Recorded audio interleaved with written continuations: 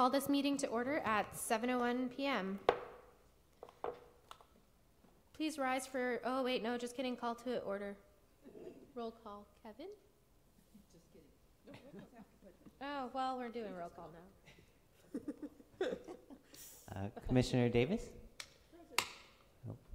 Oh. Press to mute. Oh, push to mute. Present. Vice Chair Biani? Present. Chair Tombe? Present. Commissioner Stanek? Here. Commissioner Wilson? Here. All right, please rise for the Pledge of Allegiance. I pledge allegiance to the flag of the United States of America and to the republic for which it stands, one nation, indivisible, with liberty and justice for all. Wonderful. All right, first up we have the approval of minutes for the October 4th, 2018 meeting. Looking for a motion. I move to approve the minutes. Second. All right, we'll bring it to a vote if there's no discussion.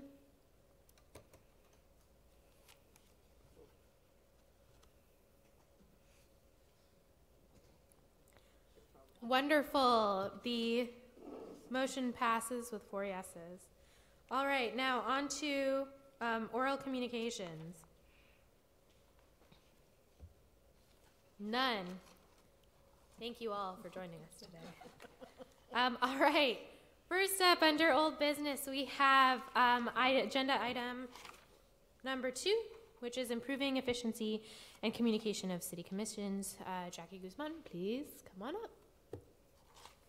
Why is it stuck on this?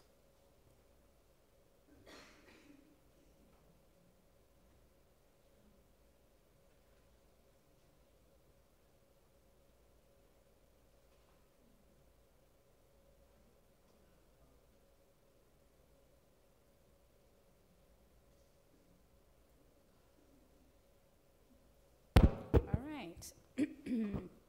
Commissioners, you'll recall that we had a meeting earlier this year about council's desire to explore the efficiency of commissions and improving communication.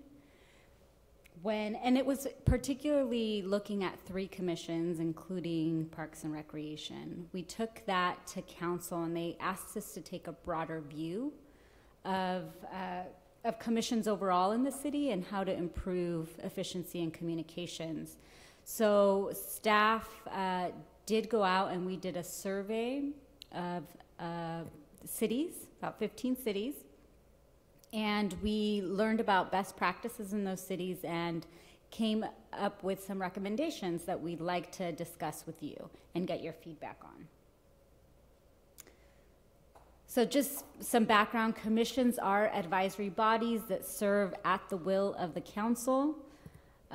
Council appoints you all as commissioners, and they did request that we do this analysis. So some of the things that they wanted us to explore was the idea of council liaisons, work programs approved by council, the mayor's monthly meeting with commissions. And what we found for these issues is there's some cities that have, I would say, most cities don't have council liaisons, some do. When there are council liaisons, those liaisons are assigned to a to a commission so that they can answer questions, not necessarily to provide any individual direction, but to be a liaison between council and the commission. And there are some pretty strict guidelines around what council members can do in commissions. So for the most part, council members are not a part of the commission.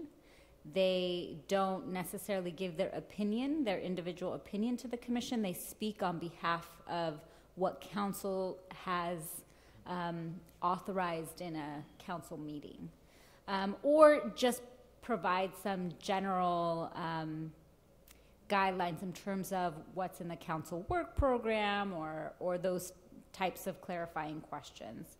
There's, you certainly have a staff liaison that can provide some answers to those questions you may have.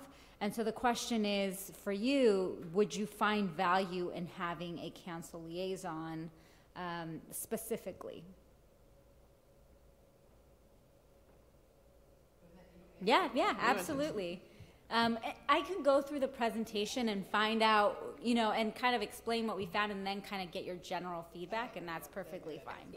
Okay, so in terms of work programs approved by council, we did find that most cities do have work programs that are approved by council. This is something that we found seems to work well because council does expect that commissions are working on their behalf, and it's good to have that alignment between council's priorities and the work of the commissions.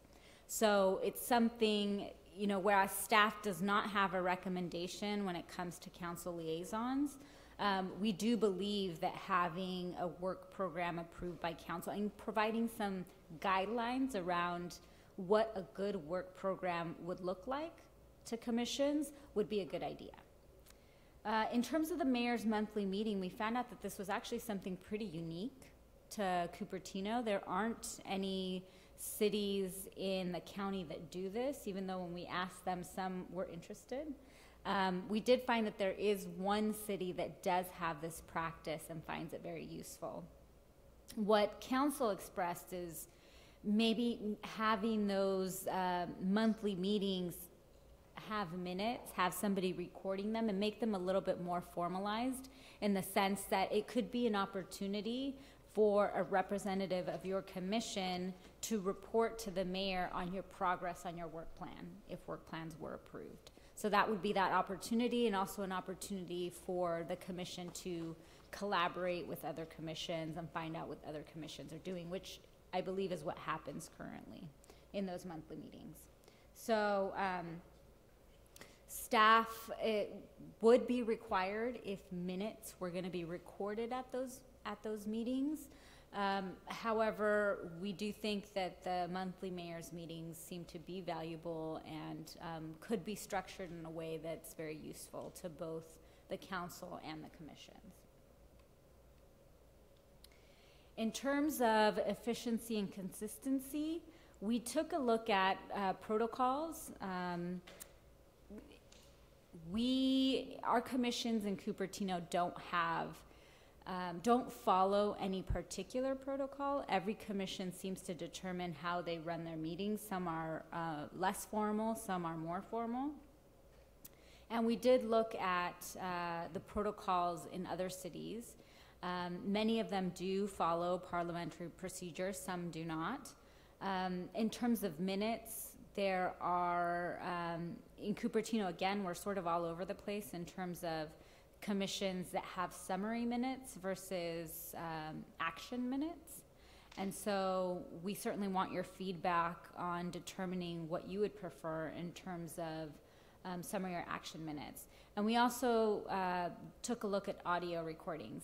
For you, you have video recordings, so audio recordings wouldn't be necessary, but for other commissions, they just take minutes and there is no video or audio recording. And so that was a request from one of the commissions, and we explored it, and don't think that it would require a lot of staff time or expensive equipment, but the question would be, this becomes a public record, and how long we keep that public record for, and so that, and the value of that, how many people would actually go back and listen to the recording, how many people watch the video recording as well, right? So this is information we'd probably want to explore a bit, but would certainly like to hear your thoughts on that.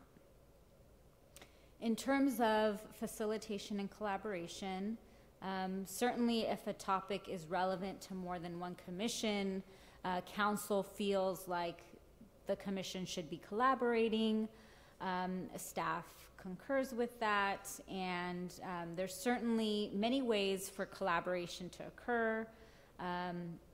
commissioners can certainly contact another commissioner in a different commission, especially the chairs. The staff liaison could identify the potential for collaboration on an issue that you're discussing. Work programs could certainly, if there is synergy in work program items, that could be identified as a collaboration opportunity, and in the mayor's meetings as well. Other best practices that we found is many cities have a code of ethics and conduct for their commissions and their council. Some of this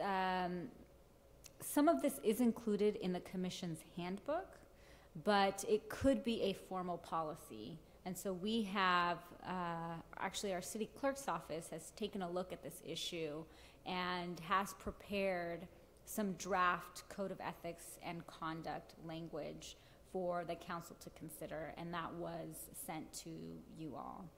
And then in terms of the Muni Code, there is certainly room to clean up the municipal code in regards to the wording around each commission. For the Parks and Recreation Commission, there was this question about duplication, because under your current Muni Code definition is emergency preparedness, which also falls into public safety, library services, and I think there was one more. But there was some duplication. So simply at this point, we are recommending that we clarify that language by removing those other specific topics that it was seniors, that other topic that are not relevant to the work that you're doing in this commission. However, you could still collaborate with those commissions if you felt the need. So Senior Advisory Council is something in particular that we do want to continue exploring. We did look at the pros and cons of having a senior commission rather than a Senior Advisory Council. And so the pros that we found is that, you know, the senior, about having a Senior Advisory Council is that Advisory Council is really recognized by the senior center members as an advisory body.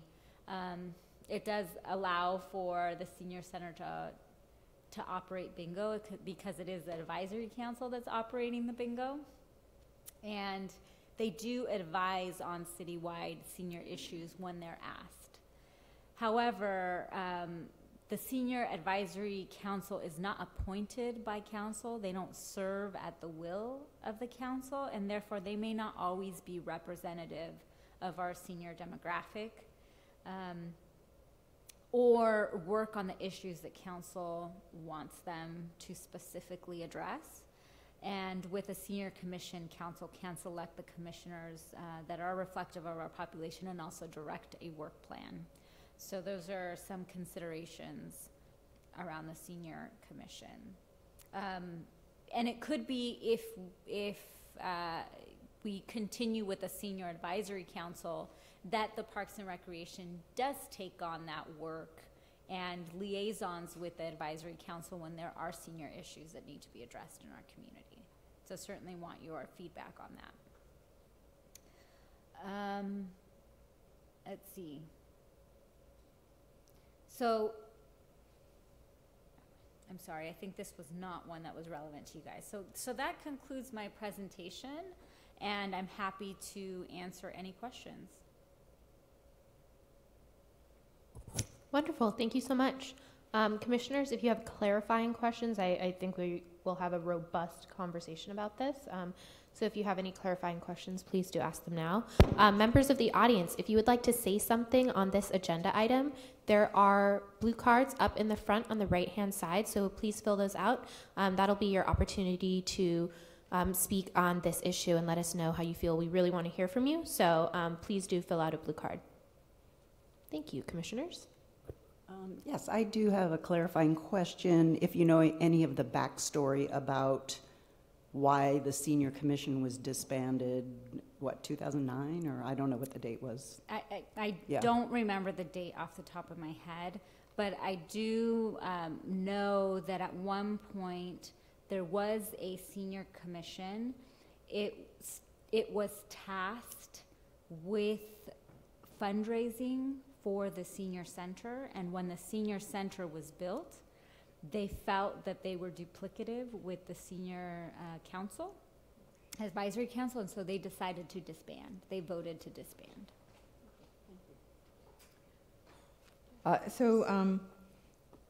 We have a senior advisory council? So it is a nonprofit senior advisory council. It meets once a month in our senior center, and they generally are advisory to staff. And who selects them, elects them, They picks select them? themselves amongst themselves. So they have a board of, I believe, 15 members. Okay. And they generally advise on senior center programming. They have not necessarily advised on senior-wide city issues, but they, when asked, they do so. So they certainly advised when the city was looking into age-friendly city designation, and they did advise on that issue. And last question, so this council, self-appointed council, advises to city staff, senior center staff? Yes, on programming at the senior center specifically, yes. And is there a staff assigned to that senior center council? Yes, so it's the manager at the senior center, Kim Fry. They attend all the meetings. That's correct, I believe so. And how long, the public record of planning and Park and Rec Commission's videos, how long have we stored them and archived, and do we have view data on those? So we can certainly, I think that's a very interesting question, and we can certainly talk to our IT department and see if we can get some of that information. Okay. I was just going to say, they go way back. I mean, you Yeah. can go, you can go online and they go way, way back. Okay, I guess I have one last question. So is this senior advisory council of 15 people with staff advising senior center, is this broken? Like, why are we fixing it? Is it an issue? Or does it work? I guess is the question. There was an inquiry from council about the creation of a senior commission, and they wanted to know what the best mechanism to address senior issues was. So we're just bringing them information. Excellent. Any other clarifying questions? Do we have any blue cards on this? If you have a blue card for this topic, please go ahead and come up to the stage. This one? I don't remember what it's called. Great. All right. We can go ahead and move into the discussion section for this evening. Jackie, how would you prefer that we go through each section, just so we make sure to hit all the points that we need to? That would be most helpful. Okay. Can we actually reshare that presentation? So we Sure, can start I'll with the pop it beginning? up. Thank you.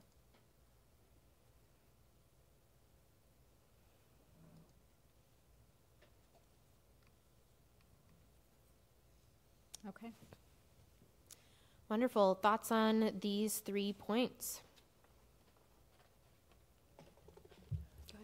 I'll start. With respect to the council liaison, I guess I'm concerned about, given that we have very diverse opinions on our council, that one person from the council could really represent the council without having gone through review at a meeting of things that are happening. So I'm not sure. I think that would be a kind of a burden on the council. They do a lot of things, and you know, I don't see that as a big value add, and I'd be concerned about getting one person's opinion from the council on things where really we look to the whole council to make decisions based on what we recommend to them. I don't know what anybody else thinks about that. Oh, do you want to answer on that one? I agree with Carol. Their schedules are hugely busy. I don't see the council members. I don't see them having to go to commission meetings as that productive. I think we're very well represented by the city, by Jeff, who is as knowledgeable as anyone, probably even more than them, on things Parks and Rec, and has been very responsible in getting back to us on our questions. And if the council members are not here to discuss their point of view, it's way more important, I think, that we get the council's approval on work ahead before we do work than a council person sitting here answering questions. Okay, I agree. And especially because of the other bullet points, like the work plans being approved by council, and then we'll get input from the entire council that way. And I absolutely agree. I think there might be I don't want to say conflict of interest, but I would be concerned about having one council member come as a liaison. And then also, when we talk about the mayor's meetings, if we could have a more formal structure there, I think that would accomplish some of the things not having a liaison would. So I guess I'm differently thinking here. I kind of not necessarily suggesting a council liaison that attend the commission meetings, but maybe an identified person if you have a question, rather than asking different people. Maybe there's something about, you know, what's going on in the council, you know, one person to reach out to that has been added, because they probably all have different areas that they focus on. So it would be nice to have one person identified in the council to be able to reach out to. Not necessarily attend the meetings, but to reach out. And of course, the mayor's meeting, it seems, are getting, I mean, whenever I attend, now I see that city manager is attending the meeting, and there are many times the discussion come up and she's able to help straighten out a few of the doubts. So it would be nice if there are minutes and or recorded. So, Jackie, I actually have a question, and I'm of two minds, because I feel like for our commission, our staff is, I feel really comfortable in terms of their understanding of what happens with council issues and matters. But I do recognize that this is something that's applying to all the commissions. And so I guess for Parks and Rec, I don't necessarily feel like a council liaison is pertinent, especially because of the depth of work that our Parks and Rec staff do. But I could understand why for other commissions that is something that would incentivize specific behaviors from other commissions, either in terms of actions they take or speed at which they work, or, you know, level of engagement. So I guess my question is, do you want us to exclusively give our opinion on these based off of us alone, or with a broader view of the fact that this will apply to multiple commissions? I think sort of both. What's going to work specifically for recreation, but certainly this is one of the first meetings we've had, and so we certainly want to keep in mind that you are open to something if it's beneficial to other commissions. So with that in mind, I think, and this probably happens, but I mean, I think it's the role of staff to be assigned to a commission, not the role of council. And there probably is staff that does something that every commission is tasked to do, because that is the person who would know the most. And sort of, I know we work at the pleasure of council, but we really work at the detail level of staff, and what our task is. Our task is to help the staff do their work. So I think it's important that there's a go-to staff person more than there is a city council person. And then the second, as long as we're doing all of them, the work programs approved by council. So an important part for me is, now that maybe I'm the senior person here, or we both are, that we've barked up trees before. We've been asked to do stuff that council really hasn't either agreed upon or approved, and then there's this set of work done, which is irrelevant because the council either is not interested or it's they've already negated or something. So having our work programs approved by council before we set on a task, and I would say that with every commission, that, and we have a divided council, so that would be more important now than ever, that we get work approved by council before we start doing our work, or even more importantly, the staff starts doing their work. So working that into process would be important.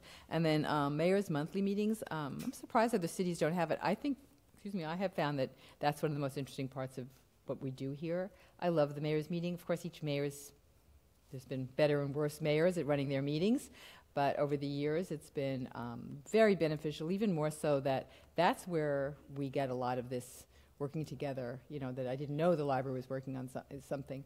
So I find that very helpful. And having a city manager there wasn't there when I was there, but that would be a great idea.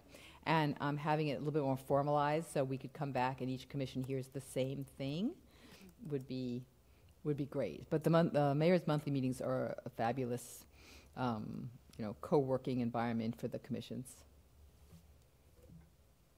Okay, because I didn't realize we were talking about all these bullet points, but That's fine, go ahead. yes, I agree with Judy about the work programs being approved by council, and then that way, they're probably directing all the commissions, and so there might be some crossover and collaboration, and if it's all coming from the council, and we serve at the pleasure of the council, right? So it really should come from that body. And then the mayor's monthly meetings, they do need to be more structured, so I've enjoyed going to them, but the one thing I notice is we don't have representatives from every commission there every time. And if they were more formal and we had minutes and the expectation was that people needed to attend, I think we'd get more out of those meetings as well. All right, go ahead. I guess on the work programs being approved by council, one of the things that we've found with our work program is that it's very fluid.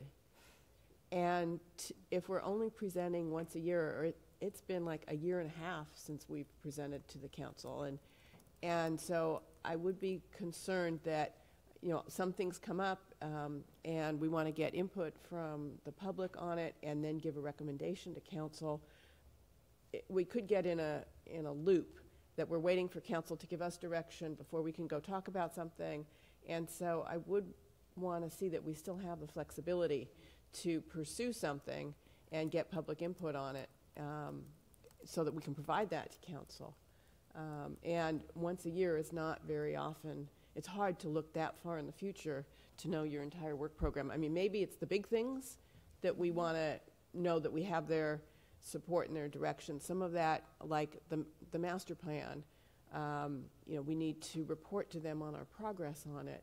And that's not just us. Sometimes we have the consultants come in and give presentations directly. But I don't want us to just be stifled in waiting, especially because we can't see out. We don't know everything that's going to come up. And I want us to continue to have flexibility to put things on the agenda that are relevant. And more structure to the mayor's meeting. In that light, it seems to me that if we could have it so that all of the commissions give a report, these are the things that we're working on. Sometimes I found that the commissions report on things that their staff is doing. So all of the accomplishments of the staff get put into that meeting, where I feel like that's staff's responsibility to be communicating it to the mayor, and they have meetings specifically for that. Sometimes the commissions seem to take a lot of credit, I feel, for all the work of the staff. And so this is what we're doing. No, that was staff doing that. And staff does a lot of work. So I think they have their direct means to communicate with the mayors. But one is so that all of the commissions hear what the other commissions are working on. And so that's very valuable in case we want to collaborate. The other is to hear direction from the mayor as what direction the mayor is taking the council on things that are important to the mayor. And I find that very informative. Mm-hmm. And so that two-way communication, making sure that we have time for both of those things would be good. So it's interesting you mentioned the mayor's direction, because in this monthly meeting, it's mostly informal way of telling, each commission telling what they're doing, but that's about it. And then you hear other commission and see, oh, there's some collaboration point of view. So that is not formalized, the mayor's, suggestion or direction for the commission. mayor has Yeah. Okay. It depends on the mayor. Okay, on so, the mayor. Some of them are very so chatty. that may be some point to formalize it because I haven't seen that. And also, we had talked about various commission collaboration. Maybe these monthly mayor meeting could be, one of the meetings could be a commissioner's workshop where all the commissioners bring their work plans. If they do it at the same, approximately the same time, and see where there is opportunity to collaborate and figure out if we are doing duplicate stuff, So that could be, that monthly meeting could turn into one of the commissioners' workshop meeting where at least the chairs should go and talk about the work plan and see where the collaborations are. Is the senior center council also to be discussed? Yeah, right? it'll come Or later. will next? Okay, all right. Okay. Yeah. So just my final thoughts on this, and we don't have to give you a collective answer, right? This is just our thoughts on this. These are your thoughts. Okay. If you'd like, you can give me collective, but I'm just taking everyone's feedback. Yeah, I think since there is a bit of nuance and differing opinion, it'll be good if we can capture that those varying opinions, and if we see consensus, then we can address that. For the work program, I actually think doing what we're doing for this would be helpful. Not necessarily a formal approval from council, but just making sure that it gets in front of them and they have this discussion and recommendations. I actually echo what Carol had said about hesitating on waiting for council to do something or approve something, because sometimes things pop up and they might not be able to get to something. The other thing is that some of the stuff we're doing, depending on what the council makeup is, might very well extend the life of but the term of that specific council member. And so we've been doing this for 5 years, been seeing that whole 5-year trajectory of the master plan. Person jumping in might not necessarily understand the evolution, and so I would hesitate to be like, oh, the council, we would want to make sure that they understand the process of why we're doing the things we're doing, and not necessarily get like too specific for every single item that comes through the pipeline, because our staff is pretty good at triaging what we need to accomplish. And then the mayor's monthly meeting, absolutely have more structure. It would actually be useful if, just like we get materials to prepare for these meetings, if we got that for the other meetings, I think it'll also be more efficient. Sometimes I can read faster than some people speak, and so it would just be good to get that right off the bat in the front, and then if there's anything we can do or ideas that our commission might come up with, it would be convenient to address that directly in the meeting. I was just going to say, because we take turns going to that meeting, so I think we all have to sort of figure out, make sure we're on the same page and how we're going to work that out. We can't get together as 5 people and discuss that because of the Brown Act, but so that would need to be worked out somehow.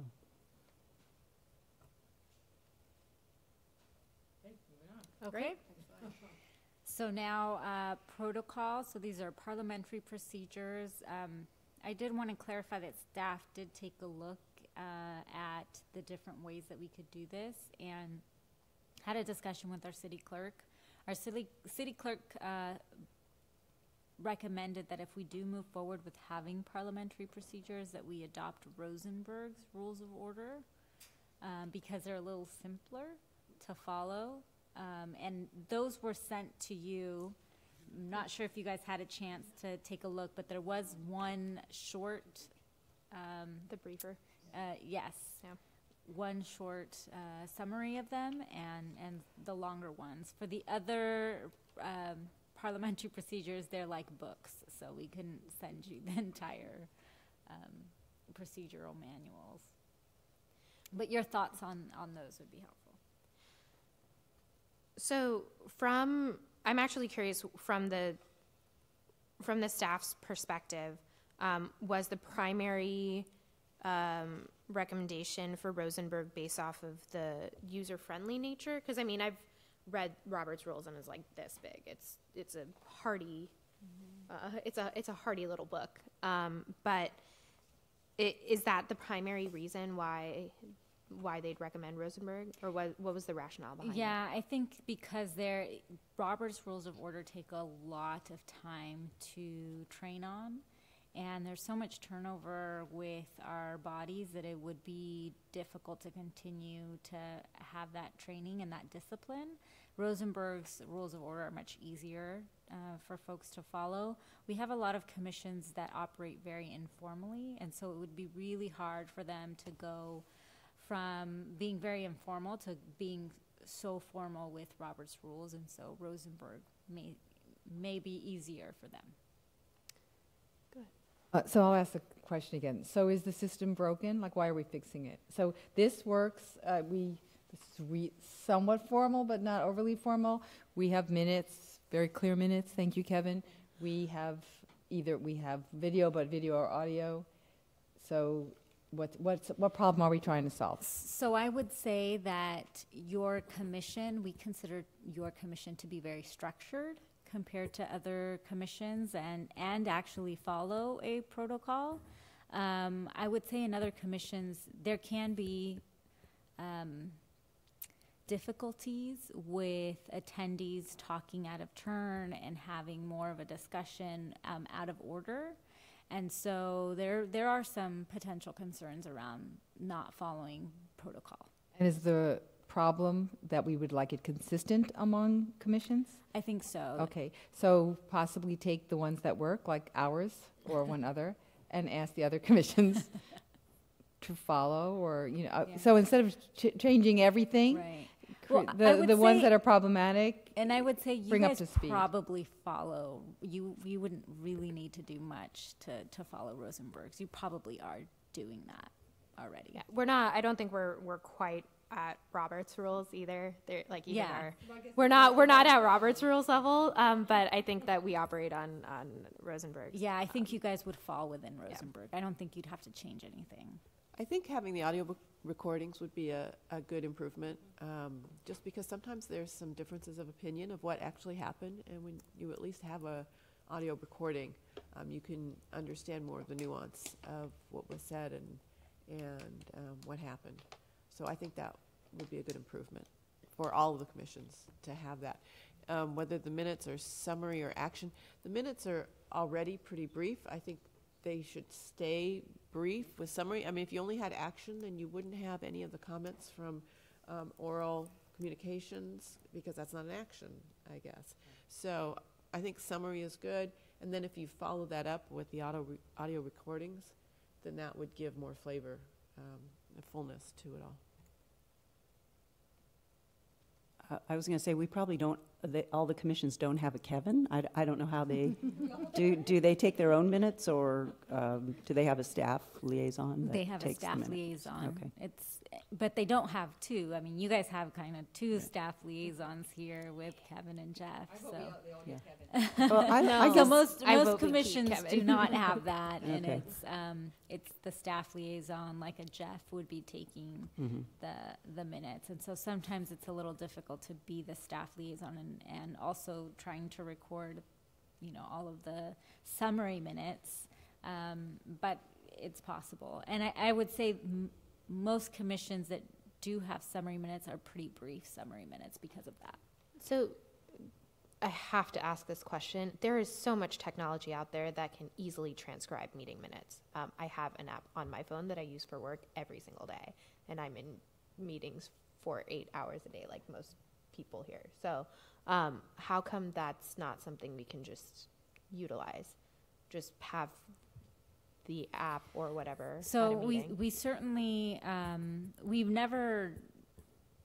we haven't in any of our commissions actually transcribed anything. That it used to be that I think council would be transcribed, but it is pretty costly.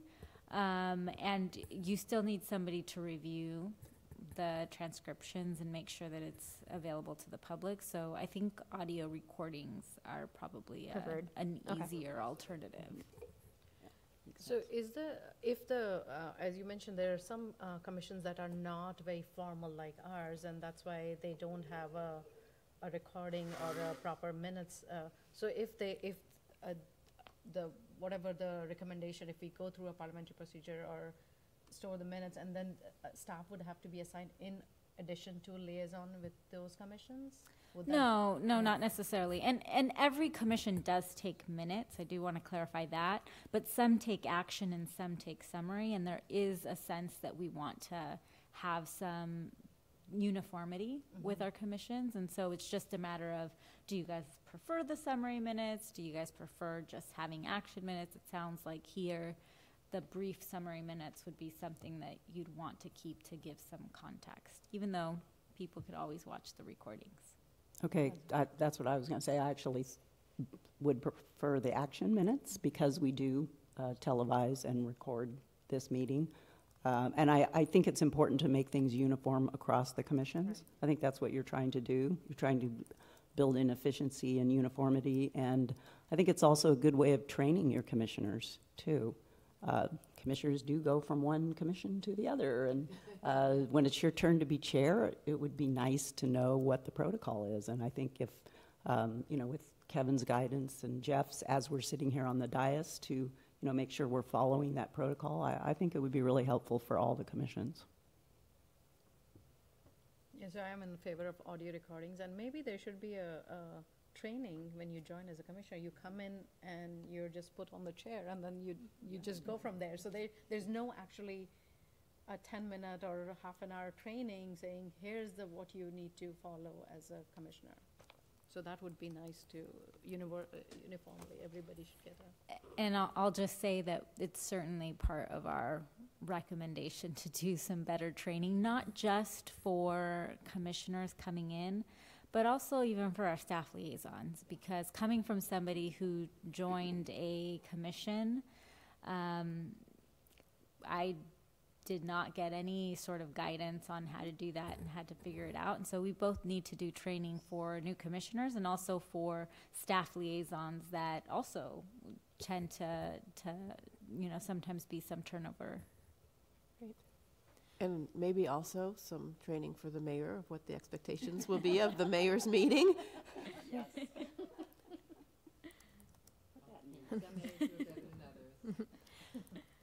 So for parliamentary procedure, I would definitely recommend that we adopt Rosenberg's. I also, I think even I remember reading in Rosenberg's, they still also have you need to show up at X time for the meeting to start. And since that doesn't necessarily always happen with some commissions, I want to make sure that we respect the staff liaisons that are assigned to these commissions. So I would definitely be in support of ensuring that that Rosenberg's rules are followed. I think Robert's rules is going to be too much for us to effectively follow, so we might as well pick something that's going to be a little bit more digestible. Meeting minutes, I like even a brief summary before getting to the action, just because I'm a visual person, so I like to read through. And I think it's also nice to have that kind of map of how we got to an action, and then audio recordings sound like the most efficient way of ensuring that this information is captured.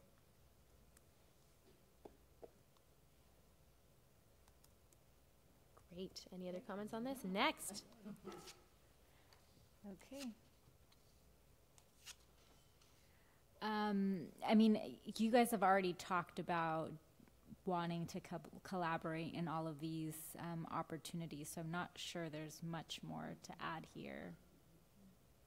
So. I did like Meenakshi's idea of a once-a-year meeting of the chairs, where they bring their work plans. I'm assuming everybody does their work plan at the same time. Is that an accurate? Yeah. Okay, so it would be great if in September or October all the chairs got together and said, hey, this is the work plan that we put together, and then just see with the chairs if there's ways that they can collaborate. Would be great to kind of codify that in a meeting. Okay. Great. Next. Okay, Code of Ethics and Conduct. Okay. Any comments on this? I'm not sure what you want. So we did provide you with a draft code of ethics and conduct. We did take a look at, our clerk's office took a look at codes of ethics and conducts in other cities and put together what she thought was the best out of all of these different samples that she took a look at. So it's something that we're just interested in knowing if you think it would be a good thing to have a code of ethics and conduct, and get your feedback if you have any specific comments on the draft. I didn't get a chance to read what you sent today. And if you don't have feedback today, you can always email me. We're planning on taking this to council on November 20th. So if you could send me your comments by November 15th, that would be really great. So generically speaking, yes, we should have a code of ethics and conduct. I guess I thought we did, rather silly me. When I was trained, I guess Grace was here or something, and I did get sit down for half an hour, and I got shown whatever the 770 form was, and I got signed my name to a number of things that I said I wouldn't, I don't know, steal or whatever, be terrible to the city. I thought I signed some things. So I guess in favor of ethics and conduct, I guess I thought when we raised our hand and I said I do to the pledge in the beginning, I thought we were living up to a code of ethics and conduct. To be honest, I don't remember actually reading words in a book, so maybe words in a book. And I did get a handbook, and maybe there was one in that handbook. So I'm not sure, again, what's broken. If it already exists, then I think it should exist. If it doesn't exist, then it should. We did get a discussion of the Brown Act, so we all get that. And yeah, it seems like there is that. We should have it. So there is some reference to ethics in the commissioner's handbook. The code of ethics and conduct is much more detailed. So, sorry, Carol, did you have feedback? Okay. After we had gone through doing, I believe, what did we call it? A code of conduct for our parks and recreation services. We know that I had a lot of comments on that. So I did have comments on this code of ethics. I definitely think we should have them. There's a couple that I had some issue with. That was number 2. In terms of complying with laws of the nation, the state, and versus the city, especially in the current political climate. I don't necessarily want to force members of any commission or any elected body to adhere to federal mandates or laws that come into effect. So that's not necessarily something that I'm really comfortable with.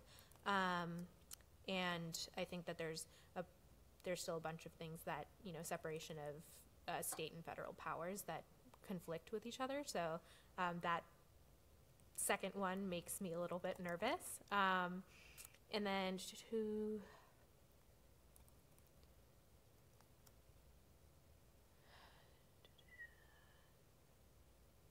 it saddens me that we actually have to say don't do personal charges or verbal attacks on the character or motives of other counsel, but I get that happens on occasion.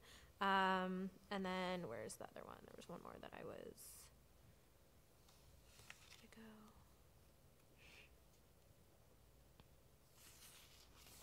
Well, I'll find it and then I'll email it to you. But Yes, you can certainly, if you didn't have time to take a look at it before today, I know we didn't give you a lot of time. We can certainly take your feedback individually by email. But generally, it's a good idea to have a document to refer to. I think so. Yeah, it should always. This too, Yeah. and we're sort of. one of the things though that we did for ours is that we at the end said if you violate any of these, there's XYZ things will happen, and I think we're working on what that looks like. It's great to have a code, but if there's no actual teeth behind it, then then it's just a piece of paper. So I would say it's great to have a code, and once we can actually agree on what should be in there, to make sure that there's some backing to that.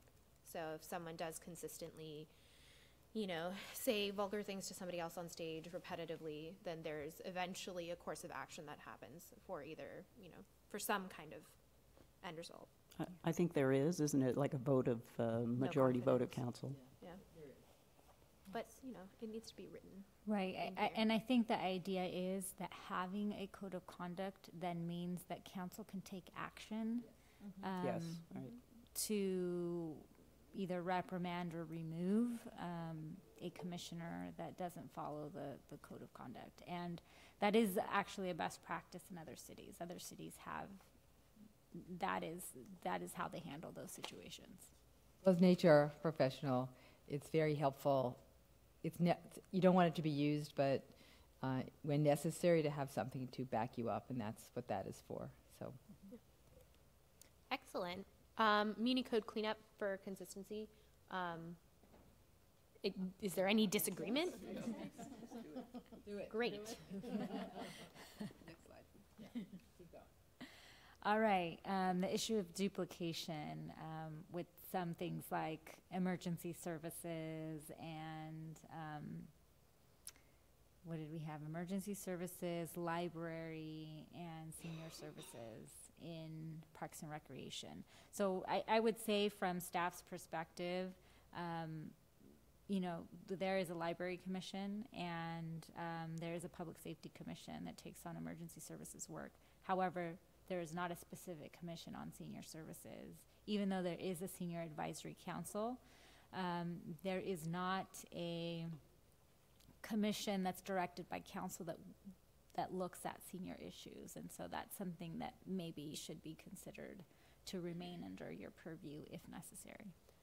Does staff, as a clarifying question, does staff, their workflow get impacted by this change?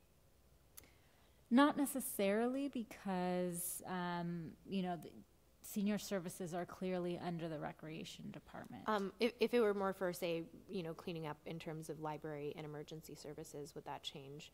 If, for whatever reason, for some commission wasn't able to work on a specific issue or topic because they couldn't meet, would that impede staff's ability to work, or there's no workflow impact here?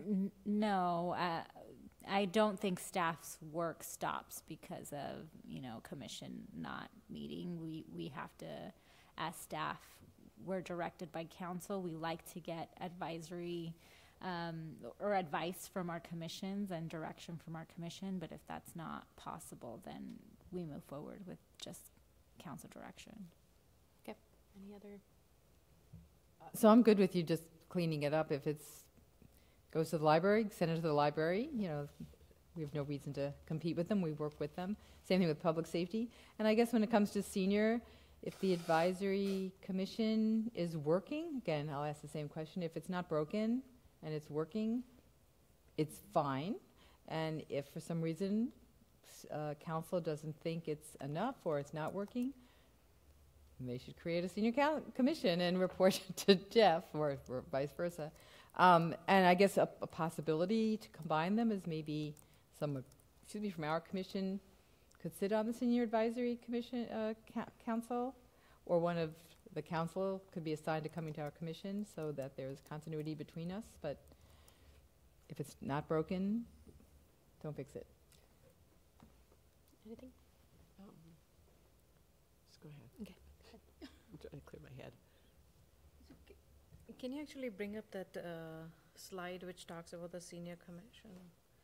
So in the cons you said may not always be representative of our senior demographic.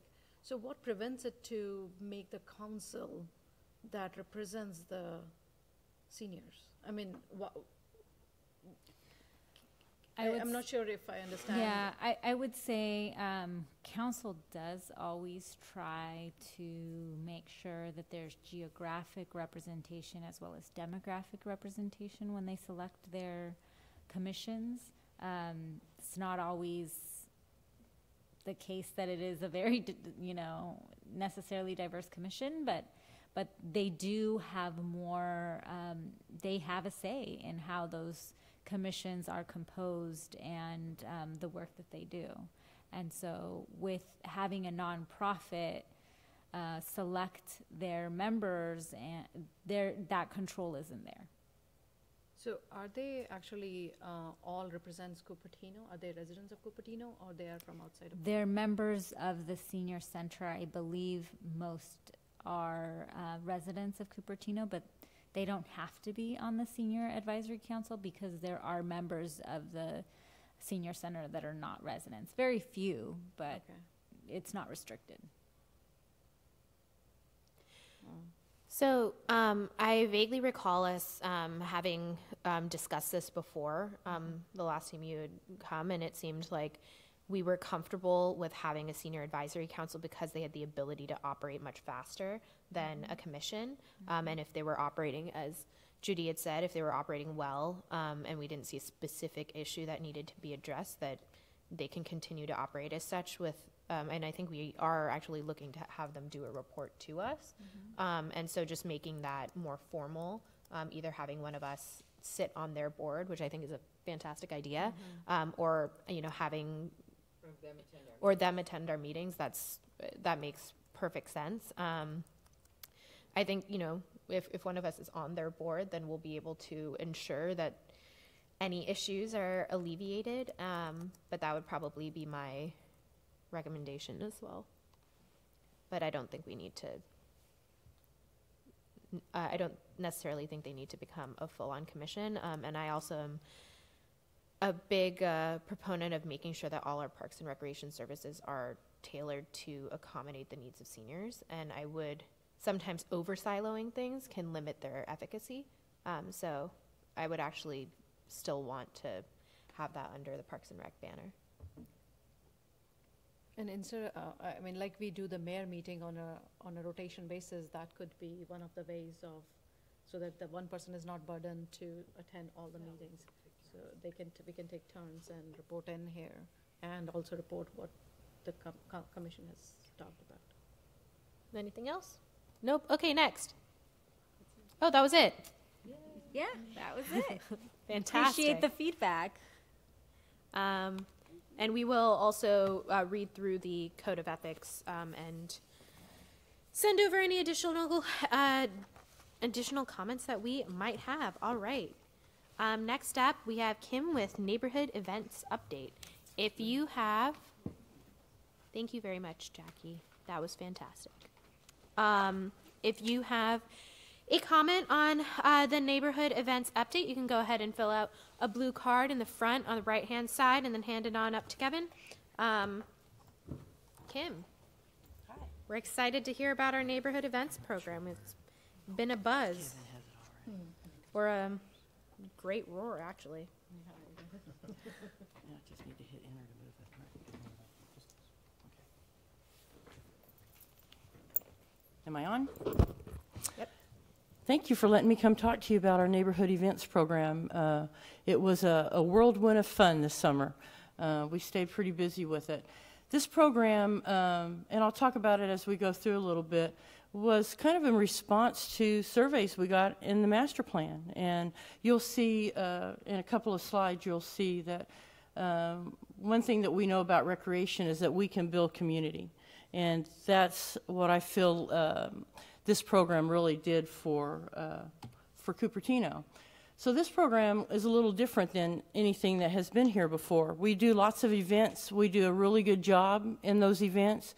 The structure of this program is a little different in that it's a mobile program. And you can see Huzafa sitting on the side of the truck there. He's on break. They usually start at about noon to put on an event that started at 5:30 or 6. So you can see that we didn't have a fleet vehicle that would hold all the stuff that we needed to haul around, so we rented a budget rent-a-truck, and that was the first time that we had done anything like that. But it held all of our equipment. We could unload and load it all into the same vehicle and go from event to event pretty easily. So the thing with the mobile program is that we bring the events to the community. We're not asking you to come to the community center to come to a class. We're going to take that program out to the community. It also gives us the ability to provide different kinds of services with the same equipment. We've got good audio equipment. It works for the movies, works for the concerts, it works for special guests that are doing magic shows or speaking engagements with us. So the mobile aspect of it worked out well for us. This slide is from the master plan survey results, and you can see the top two, nature walks, hikes, walking for pleasure, fitness. Those are national trends. Those are the highest things that you see when you look at what people like to do with recreation in terms of the entire nation. You can see the third most popular thing is cultural events, performing arts, and concerts. And that in itself was one of the things that drove us to do this program.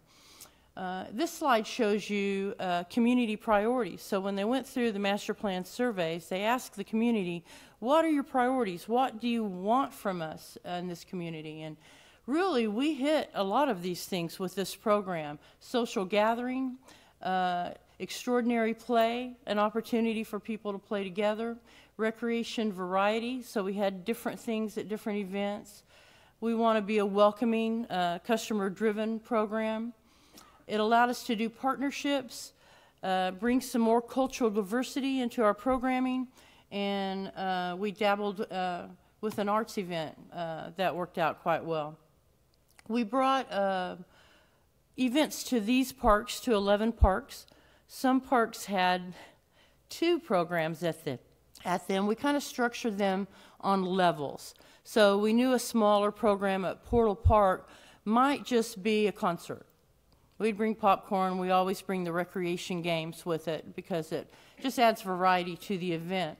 Creekside, Jollyman, and Monte Vista Parks were kind of our large sites. We often did a movie and a concert. Sometimes we did some special programming with that. But we were able to spread out and serve folks in all kinds of parks.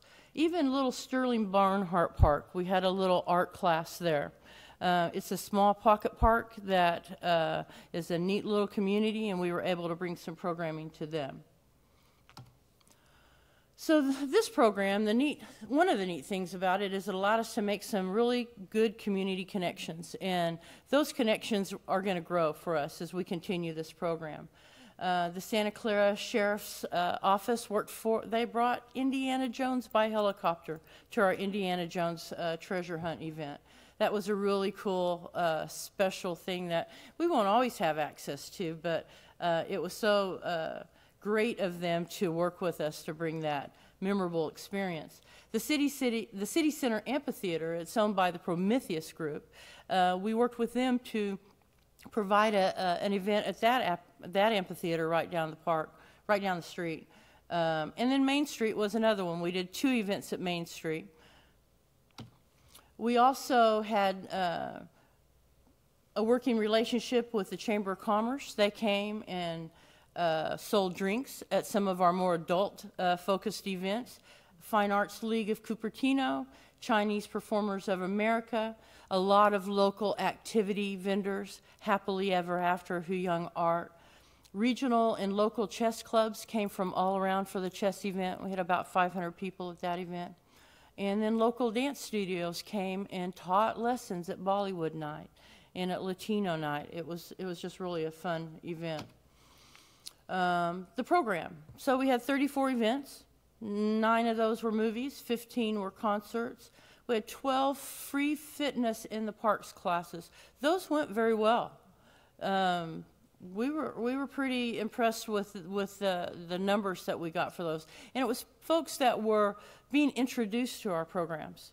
So not folks that came out of a program that already existed, but, oh, I'm going to go check this Zumba class out in the park, and then maybe sign up for it in the fall. That's our hope. We did 4 music/art in the park, kind of a parent-child hour program in the park. We also did dance lessons, music lessons, art classes. We did magic shows, face painting. It was very fun. Marketing strategies. Now, we came into this late. We really didn't get started until April. And so we were scrambling to get the word out. And we heard that in our surveys. We heard that loud and clear. And we have some ideas about how to do that better and collaborate with the rest of the folks that do events so we can market all together and get the word out about everything we do. We did a brochure, very nice brochure. We did door hangers. They were handed out through volunteers near all the parks that had events. The Cupertino Courier, we did an insert of 22,000 of those brochures. We did Facebook continually. Word of mouth was great for us in Cupertino. Banners, websites, the scene. Some people just heard the music and started kind of coming out of their houses. It was really fun to watch. And then city staff. Our staff was going to every event they could find and handing out flyers to get word out. And I think that it was reflected in the surveys we saw over and over. Talk to a city employee. Somebody told them about it. Evaluation results. So we did a pretty good evaluation program throughout all of the events. A little over 700 results back. Who attended? We had 5,888 people. So I say just under 6,000. So that's what, roughly 10%, right, of the Cupertino population? Yeah. And 89% of those folks work or live in Cupertino. It was one of the questions we wanted to know. Are we serving folks in Cupertino? We're not really looking to become a regional event. We're looking to serve our neighborhood parks. How did they hear about the program? So the top three, they heard it word of mouth, through the brochure, or through the city website. A lot of people are really tied in to the city website, and that really helped us. We had a lot of people request us to do more through the Nextdoor Cupertino website. So we asked them what did they enjoy about our event. The top five was, the number one thing was music. People love music. They get up and dance and move with the music and enjoy the local talent. Movies were next, lawn games. Every event we would put out ring toss, chess games, cornhole, bubbles, face painting. Those extra little things really gave a varied program, you know, gave them a more in-depth program. How would you rate this event? So this is how folks rated it. 75% rated the event as excellent. 25% rated our events as good. And I had 0 rated our events as fair or poor. So I was pretty excited about that. The one complaint that I got was when our popcorn popper died. And that free popcorn was so popular. And it was just one of those things I didn't see purchasing now and letting it sit in storage for a while, and it takes 2 or 3 weeks. We would have been like a week left in the program to get it. So we're looking at how we can do better in that area. So we had some goals. We had 5 clear goals that we were trying to achieve in this program. We wanted a greater connection with the cultural segments of the community, and check that goal off. We offered 3 culturally themed events. We had a Chinese cultural event. I think we can do much more with that. Bollywood night, it was a blast. It was really fun. A lot of people showed up. I think we had over 700 people for that event. And to see 300 or 400 people learning to dance and then taking off and doing it, it was just really a joy to see.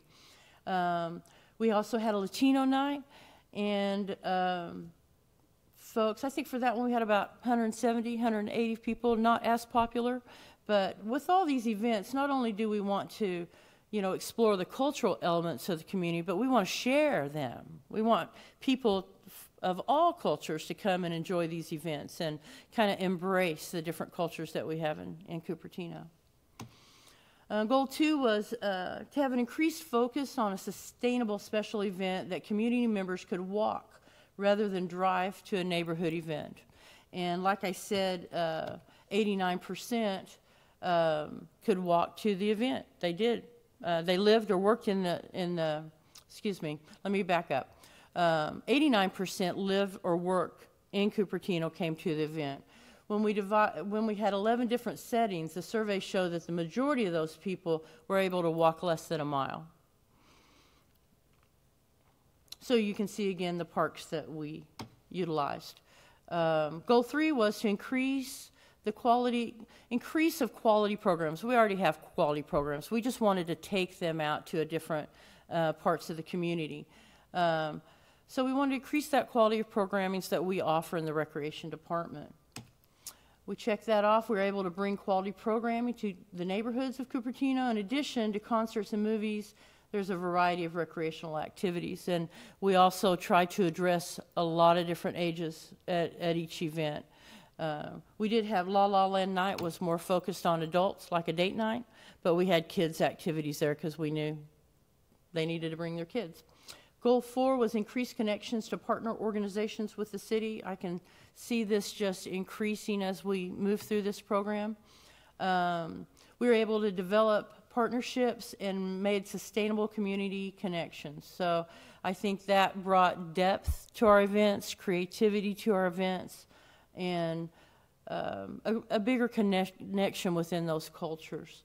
We also provide a lot of economic opportunities for local vendors, people that are selling food truck items, people that come to do art for us. You know, that's their livelihood. And so we were able to support the local economy through this program. Our last goal was to provide a greater sense of community engagement with the members of our community. And a lot of these people, when we'd ask the question, have you been to an event, they'd say no, you know. And so it was fun to touch some new people, to get some new people involved in the recreation programs that we do.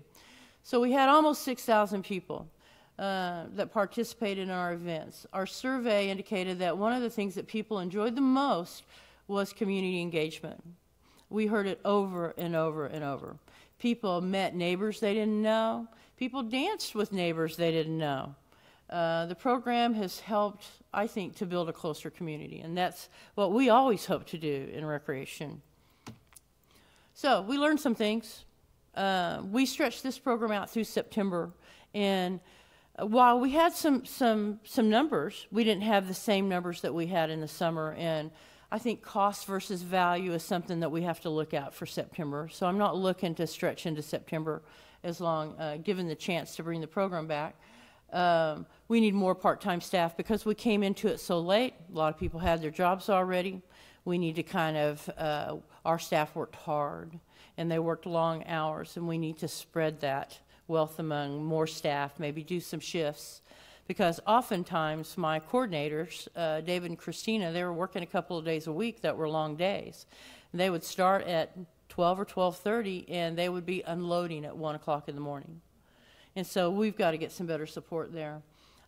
Improved marketing, more collaboration within the department. Let's take all the events that we do, and Rochelle Sanders and I talked about that early in the summer. How can we do this better next year and get a bigger bang for our buck?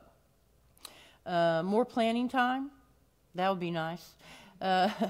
Execute partner contracts a little earlier. Some of the contracts, like Main Street contract, we can't use sound there. There was an agreement some years ago, and I'm going to try to work through that. Don't know if I can, but if we can work through that, we can do a better job of events there. That's just an example, and just give a little more time to get through our processes that need to be vetted. Limit larger events and offer events at more parks. So maybe we don't do as many movie/concerts. Maybe we take that concert and put it at a park we haven't been at.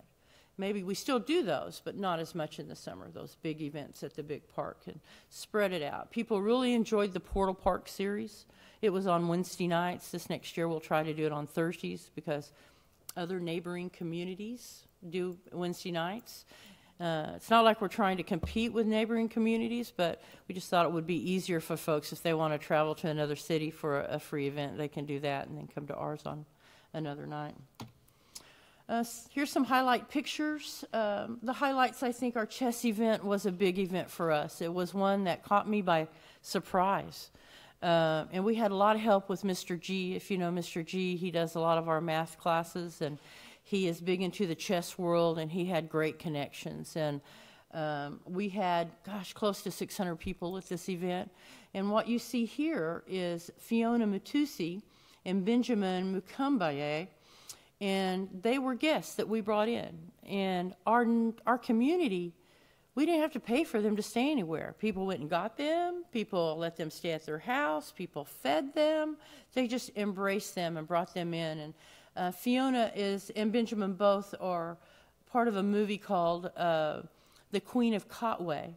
And she came from this poor province and was basically a chess protege. And so we were excited to get her here.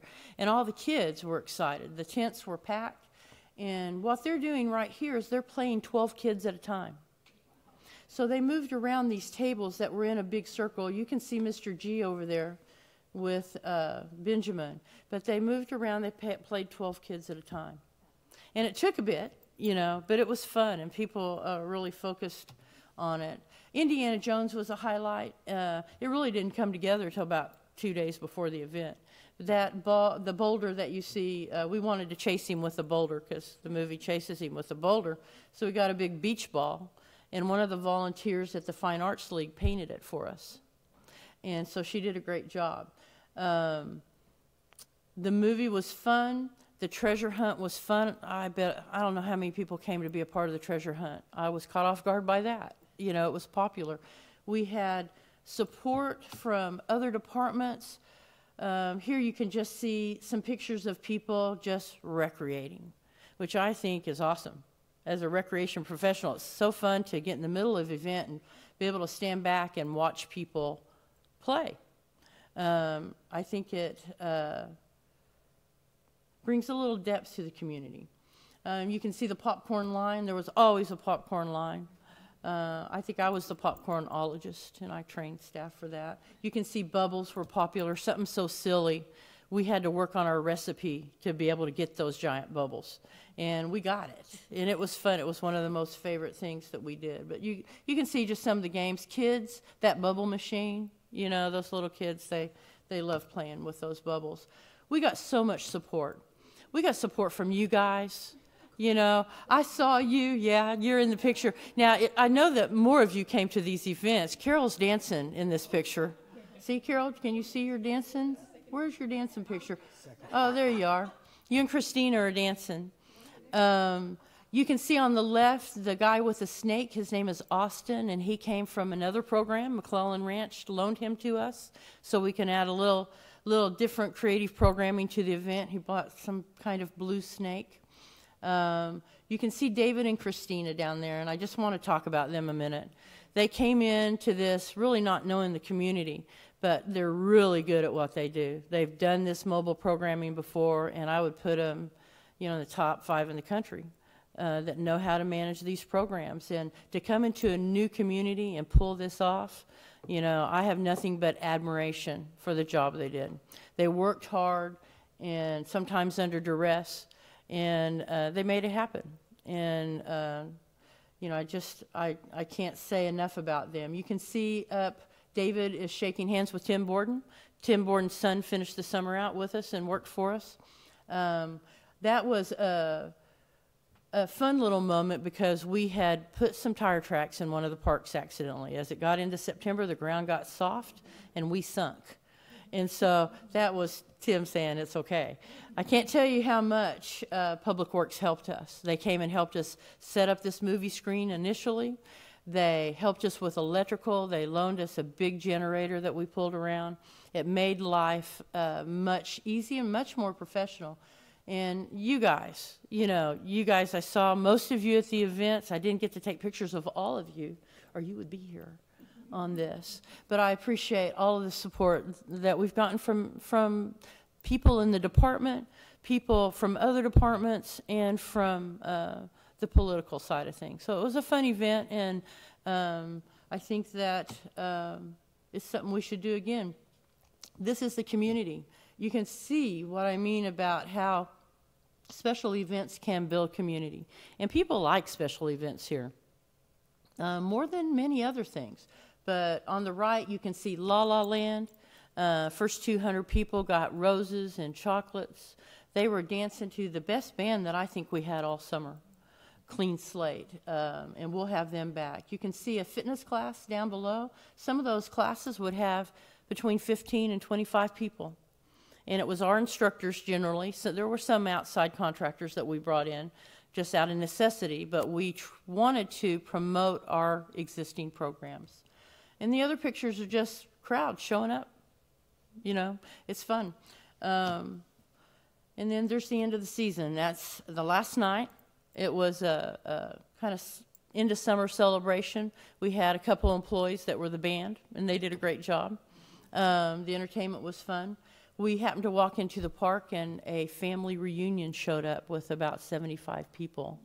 And they were so happy that they had something to do, you know, besides look at each other, I think. And so we got great feedback from them in that program. And you can see one of our bouncy houses gone for the season. It's deflated. It was a great season. We enjoyed it. We enjoyed the comments that we got from people. People say things like, I've lived at this park for my whole life, and I've never seen anything there.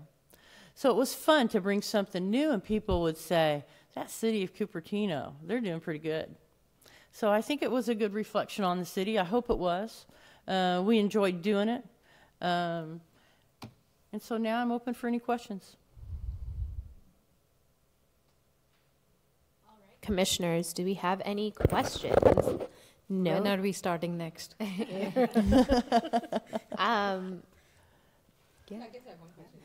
Clarifying questions and then if Yeah, there's so is it in our budget for next year? As long as, I mean, is it in our budget? It was incredibly successful. Well, we have especially first year. already, because we're in a current budget year, and we'll do maybe one event before the end of this budget year, but for the rest of it, we'll go through a process. If I could add, Jeff Melkus, Director, Recreation and Community Services. My first time on the mic tonight. I will tell you that we did request funds originally, to tell you how it worked, for the spring of last year, just to get us into the summer.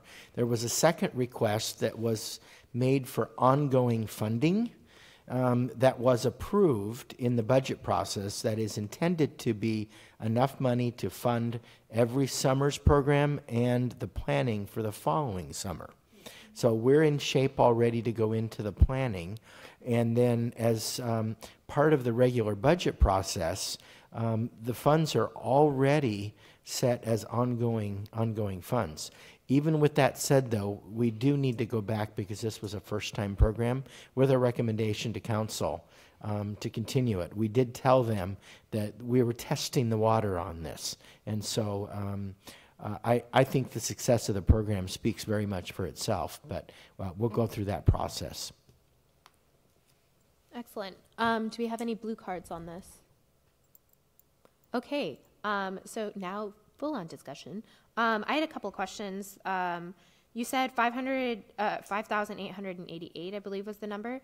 Is that individual people, so there's some duplicates, or are they just the total? We had a group of people that came to a lot of events. Okay. Carol was at most of our events. So I'm just trying to get an idea. Is it is it 6,000 unique or 6,000 just total participants? Total participants. Okay. Because what we would do, and it's a tough thing in an event to take head Oh, counts. you know, I'm just curious. We would kind of get our biggest number of all the people that are there at once, and then one of us trying to track who's coming and going.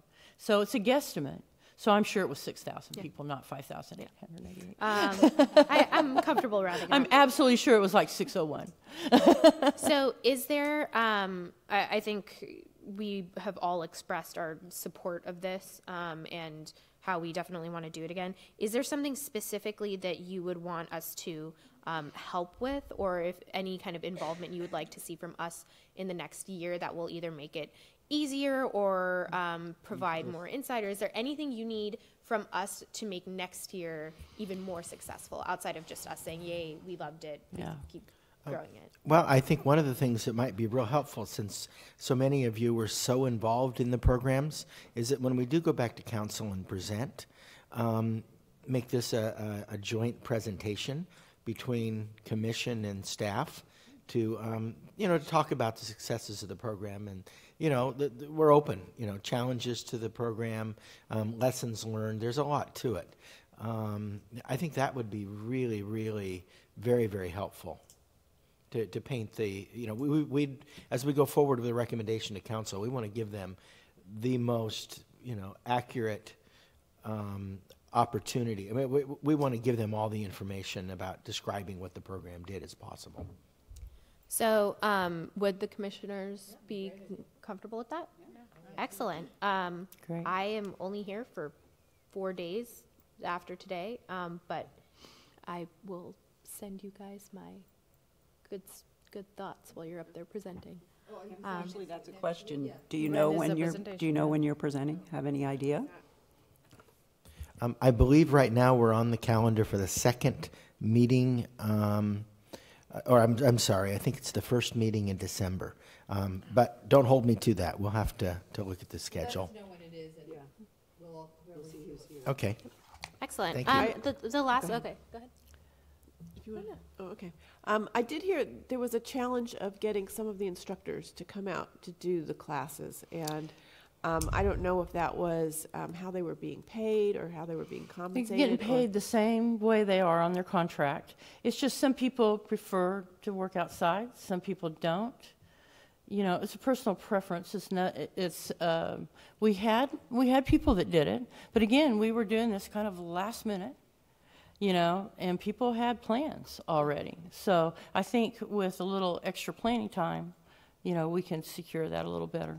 And it was successful. People came to the classes. People enjoyed them. Hopefully, we got some new people involved. Yeah, I did hear that there was some challenge in Yeah, getting some there of was the at instructors there. I times. don't know if it's, I mean, it's per their contract, but maybe there's more travel time to get there because it's just one event, and so, you know, We can there's look a at lot that. more time they have to put into doing it, and things like that. So I just want to make sure that you look at that to make sure that, Okay. you know, you're offering them something that is attractive for them to come out and Sounds offer good. the Yeah, class. definitely. So the instructors were that were already engaged at the center, or would there be opportunity for people to apply to do? Yeah, outdoor? yes, and we can put that out there. We were trying to move quickly, and with the goal of supporting existing programs. So our first goal was to get existing staff. It's a process to do a contract with somebody, and it takes a little bit of time. Now, we did have a couple of contractors that worked for us, and we had issues where sometimes we had one that was a no-show, and we went out to the world and hired another one right away and didn't miss a beat.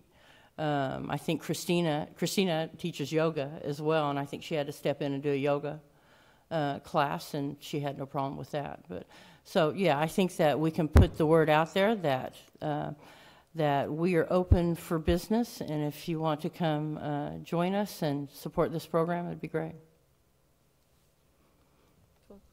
Amazing.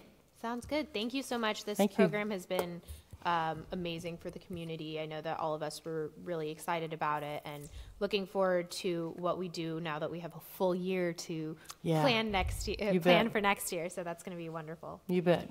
So I wanted to say this was absolutely wonderful program. I attended so many and ran into both of You you did. It all was the fun. time. It was fun.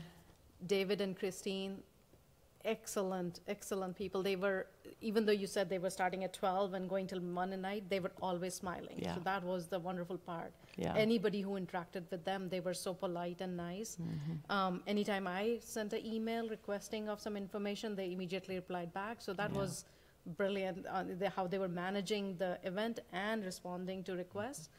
There were so many people who attended and some of my friends still ask and talk about these events and asking when is it coming back and will it be year round. So Great. I wish these people will show up in our meetings and give Yeah. the feedback, but there are so many people who have asked me again and again, Great. you know, when are we having more movies and music programs and stuff like that. So people were there at some of the events. I was able to interact with people from out of Cupertino. Yeah. They said we will travel because Cupertino is doing such wonderful programs. Yeah. So there were people from outside As long the as they community come and also buy coming in. dinner Yeah. in the city, Yeah. you know. So, yeah, a little but- economic support. Yeah, but there were so many people who walked in. One comment though I did attend yoga classes, and I noticed progressively there were more people attending, and it was also because the word of mouth, and Right. also they were seeing when they were walking around or driving by. Yeah. So a suggestion would be for each of these events,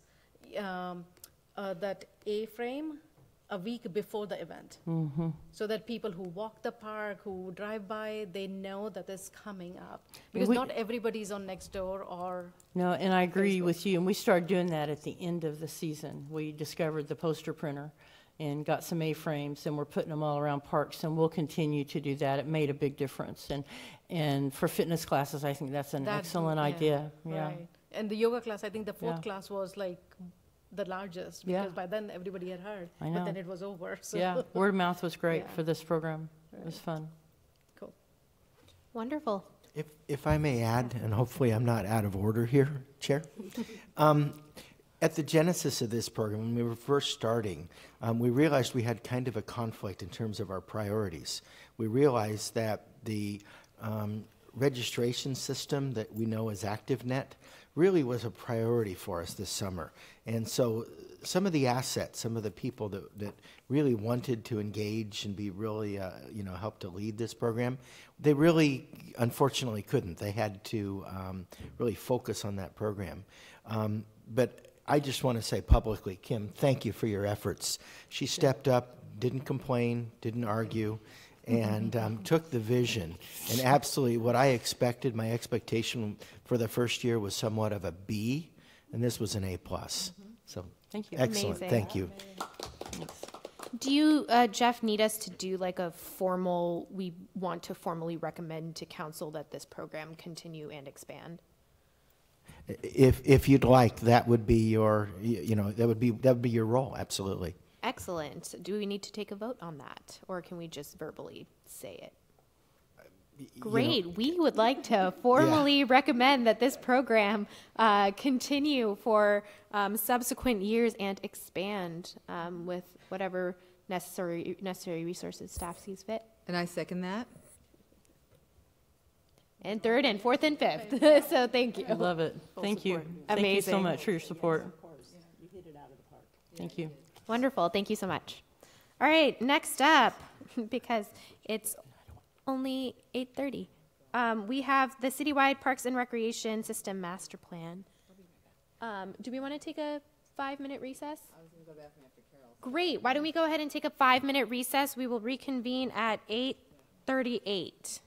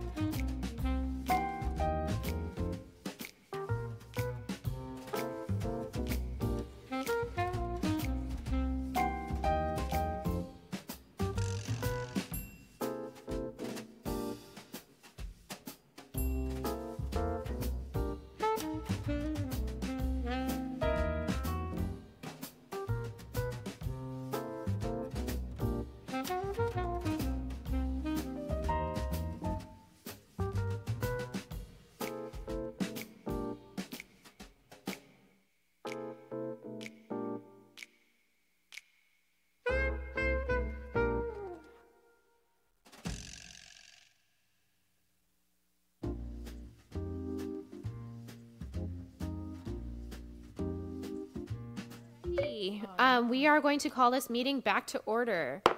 Next up, we have our, I don't know if I have to do that, it's fun. Next, we have agenda item number 4, the Citywide Parks and Recreation System Master Plan, planning level estimates and potential funding. Before Gail takes it away, if members of the audience would like to comment on this, because it's really, really important and we would love to hear your feedback, there are blue comment cards up in the front on the right-hand side. Fill those out with anything you would like to say, and we do take that into consideration when we are, yes, excellent. So please do fill out a blue card if you haven't already. And Gail, take it away. Yes, thank you, Chair Tombe, and good evening, Commissioners. My name is Gail Seeds. I am the Park Improvement Manager in the Recreation and Community Services Department, here this evening to talk to you about the Citywide Parks and Recreation System Master Plan. We have been progressing on this plan over these many months and identified community goals and desires and a range of projects and improvements to put in our planning for the next 20-year horizon or so. And now we are at the point of looking at what it would take to deliver those ideas in terms of funding and resources. I will be presenting that information tonight. It was summarized in your packet. And this evening, this is an informational presentation, but of course input from you and from the public is invited and welcome as always. If there's anything you think should be added or changed or clarified, we would welcome your feedback. But we do not need a vote or anything explicit from you. This is really for you to review and give us a green light to continue forward with this process. First, we'll talk about the information that was really summarized in Table 1. We have prepared planning level costs for the major projects and major undertakings that were presented to you back in September. And this slide overviews what is in that Table 1. It talks about building new parks, building new trails, and the potential new major park and recreation facilities. And I would also like to say the first topic is one of our goals is to acquire and develop new parks in our city as our population grows. Our goal is to create 1 to 3 parks in the 20-year planning horizon and strive for 3 or more acres if that is achievable. This would be an opportunistic thing to pursue. And I wanted to talk about these planning level costs before we proceed. The costs in each case represent a total project cost, and of that, about 60% represents construction, the other 40% represents all the other kinds of costs it takes to deliver a project. There's design, there's engineering, there's environmental clearance, staff time, construction inspection, all those kinds of things. So these numbers represent the estimate for the total delivery. Land acquisition is not included because it's speculative, and in some cases there's sites where we already own the land and we just really can't predict what an acquisition cost would be. For the major projects, we also categorized very broadly the operating and staffing costs. And backing up on potential new parks, assuming a 3-acre park, the estimated cost range on this planning level, and these are kind of big picture, they're more comparative. It's estimated at 10 to 15 million. New trails, the purple indicates what we talked about prioritizing, and Public Works has taken the lead on developing and implementing trails, doing trail feasibility work. They've done a super nice job in the 2018 pedestrian transportation plan and the 2016 bicycle transportation plan.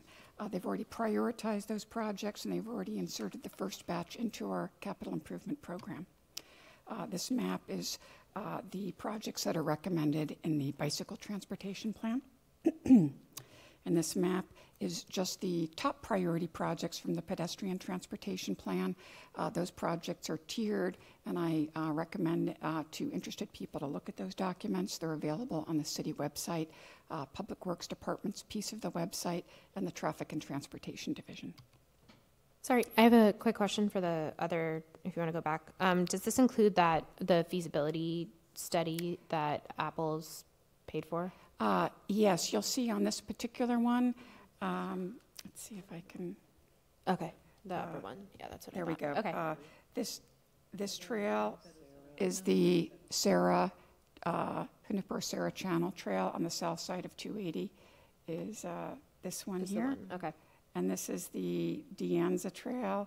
This is the Regnart Creek Trail. Each of those are undergoing feasibility work currently. Great. Thank you. So, yeah. And of course, this builds on our Trails and Connectivity outreach theme. Next, first new major kind of rec facility. We've talked about the city's desire to have a year-round aquatics facility. And purple kind of summarizes a little snapshot of what it is.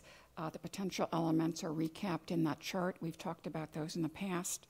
And the planning level cost for that, we think that the total cost is kind of in this $50 million range, plus or minus. The operating cost on a year-round aquatic complex would be in the high range. It's never expected to run in the black. It's something that would involve a subsidy on an annual basis, and it would involve considerable new staffing and considerable operating costs. And you will recall that swimming was one of the top 10 activities based on our 2017 survey of what households in our community do. It's a very popular activity, so we've heard from wide segments of the community their desire to have year-round swimming opportunities.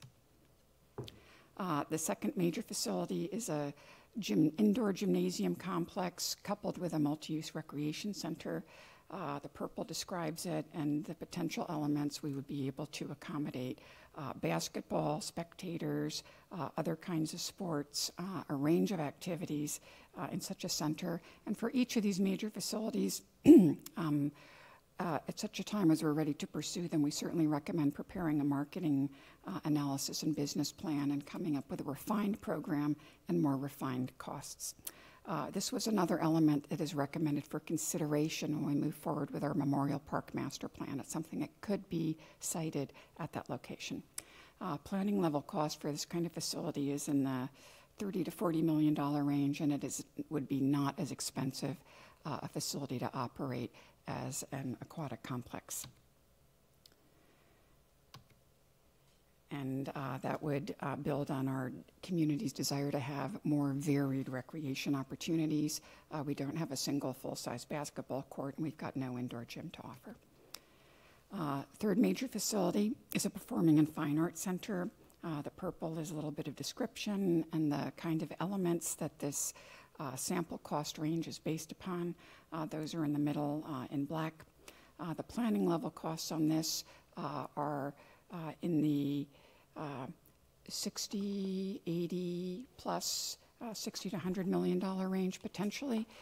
All of these things depend on the scale of the facility we ultimately select. We made a bunch of assumptions that are described in the memo and developed sample programs for each of this to come up with a cost range. Any of these things could be scaled back some or up some, but depending on what is desired and what is included, that is the range our consultant recommended to us. And the operating cost is in the $4 sign range, and it's a facility that properly run could be close to breaking even. It could has the opportunity to recover a great deal of the staffing and programming costs. And we've communicated with other cities such as Mountain View and their Center for the Performing Arts did not. It comes close to covering its own costs these days. And the two upper pictures in this slide are from Mountain View's Center for the Performing Arts.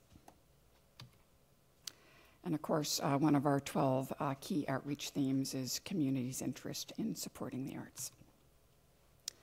A further potential new major facility as our senior population expands is the idea of potentially expanding our senior center and providing space so we can continue our senior programming. And some elements that would be desirable and would be welcomed are described there. With the planning level cost on this is probably in the $20 million range, plus or minus total project cost, depending on what we do. And the operating cost would be in the mid-range. And the lower right-hand photo is of our senior center, the lobby and arrival area. Two other things in this category that we did not allocate a price to. One is enhanced teen services and creating a unique teen space. That will depend on where it is, what it is, and with whom we partner. And we know that the location is critical for it to be successful for our teens.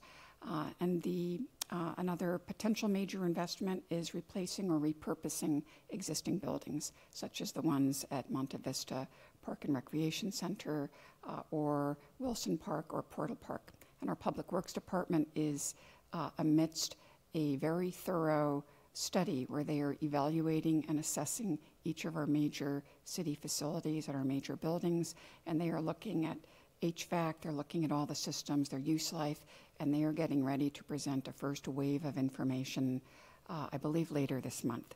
So we are awaiting their feedback so that we can respond to that. So that's the end of that table, and if there are any clarifying questions, I'd be happy to Yes, when you show the operating costs, and one of them is $3 and one of them is $5 signs, can you give us ranges for those instead of, because I understand, there's ranges for the building of these things, but then the others are just. A table. She presented us a table of $1 to $5 signs. Yeah, like but. in a restaurant. Yeah. Right. But it's not the same dollars as in a restaurant. So, how many zeros are we talking about behind, significant digits?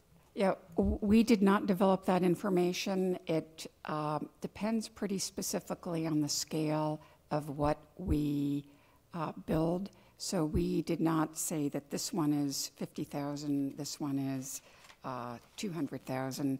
That was not within the scope of this effort, but we know that some things are fairly modest to operate and some would be a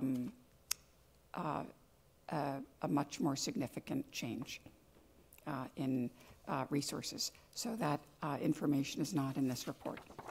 Okay. I just think at some point we should have that. The magnitude matters. Oh, absolutely, and that we recommend. Yes. Commissioner, we agree with you, and we recommend that that be studied with each of these major facilities, that we can identify and associate staffing and operating costs with the amenities that are desired. Absolutely, that's right. important information. And Director Milkus can weigh in on this. Yeah, thank you, Gail. If I could add, there's a couple of different elements that'll key into that. For instance, what is the commission's and what is council's appetite for subsidy? In an aquatic facility, for instance, it's not uncommon to be anywhere from $7 to $11 or $12 a swimmer in terms of a subsidy. But you need to factor in how much income, how much revenue, what are the fees going to be. Exactly. It's pretty complicated, and it really depends on the philosophy around the particular facility. Is a swimming and aquatic facility primarily a square municipal bathhouse for people just to come in the summer and basically swim laps, or are we going to create an aquatic destination park? I don't know that we're going to do that, but I don't know that it'll be a square fenced pool either. I think somewhere in the middle probably is what our community will be telling us. Yeah. And we'll master plan that and do the program at that time. Yeah, but I think in the presentation, Gail addressed it in her comments of some things could potentially be break even. So there's not a revenue line. You show operating costs, building costs, operating costs, and you don't have a line for potential revenue offsetting and the net, because really the net is what's going to be important in the end. And so the fact that Performing Arts Center does have a potential, a much higher revenue potential and opportunity to possibly break even, I think should be in the actual presentation itself, and not just, you know, elaborating on the comments. Okay, well, thanks for that input. Yeah. And so at this level, when would, you know, is this level planned to go to council for their review, or is that something we should talk about later? Are they going to get to see this? I know we do periodic updates for them, and I would think this is something that they're going to be very interested in, just to level set with them where this is going. Yes, our intention is to share it with them after you have looked at it tonight. Excellent, thanks. Any additional clarifying questions? Just quickly, so 1 to 3 new parks, you said we own some of that property already. Would that include Lawrence Mitty? Oh, I will clarify. Okay. When I was talking about land acquisition costs, I said that, you know, for supposing we build an aquatic center and it's at Memorial Park, then we already own the property there. For the 1 to 3 new parks, we do not own any current park space that's not performing as a park, unless you count Library Field, which is bundled with the Civic Center. And thanks for asking. Yeah, so land acquisition is a big deal for those new opportunities. Absolutely. Any other clarifying questions? We have one, okay, go ahead. I was just wondering, the Performing Arts Center we talked about, how is it different from, or I'm not sure who's the owner of this, but if the Valco Tier 2 goes through, there is the Performing Arts Center there talked about. So is this a second one we're talking about, or how does this work? Yeah, this was put together as a standalone, solely city-sponsored and executed one. And in the current approval for Valco would provide a warm shell of a performing arts center, and it's valued at a particular amount. So that this does not represent that solution. So if that comes into play, then we will have to modify this? Or because Yes, I don't and- think city can handle 2 of the large performing arts centers. Yes, and in fact, my understanding is that council did authorize a feasibility study to do what we're recommending for each of these major facilities, to look carefully at size, scale, programming, features, costs, cost to build, cost to operate, cost to staff, revenue, all of that kind of thing. They have authorized that study. I have another question about the trail and trail corridors. Some of the things that are listed as potential elements, are some of these responsible, the Public Works or Bike Ped Commission, or who, Safe Route to School, whose budget does this coming out for, or is this coming out from Park and Rec? Because some of the, like the wayfinding signs and all are already, some of them are already in place. The new ones, 8 or 12 are already installed, and they came from I'm not sure, Bike Ped or Public Works or where they came from, but not from Park and Rec. So are those cost elements are duplicate? Yeah, the Public Works Department at City Hall has a traffic and transportation division, and they have the lead on implementing these bicycle and pedestrian improvements, and they are out ahead of our process, which is, you know, nice for us. They have already had community input and developed these prioritized goals.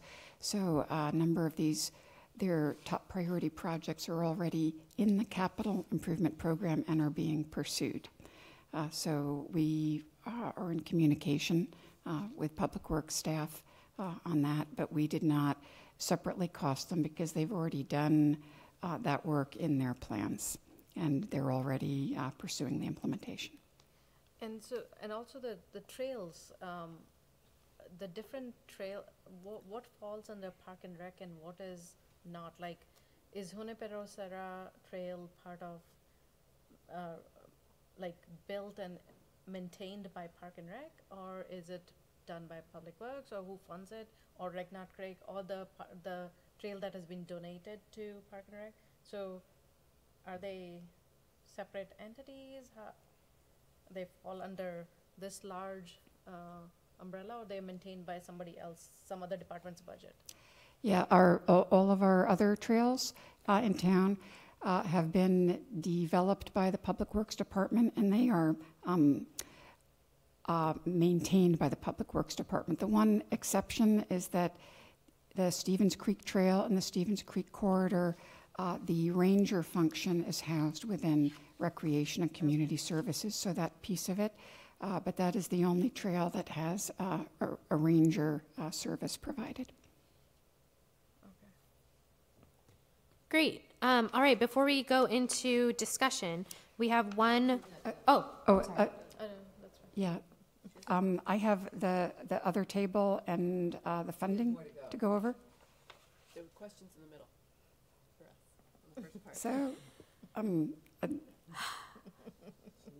Thank Yes, you, okay. Gail. My yeah, so- apologies. Please continue. it was a clarifying question, so sorry. No wait, such luck, but I'll be snappy, okay? No.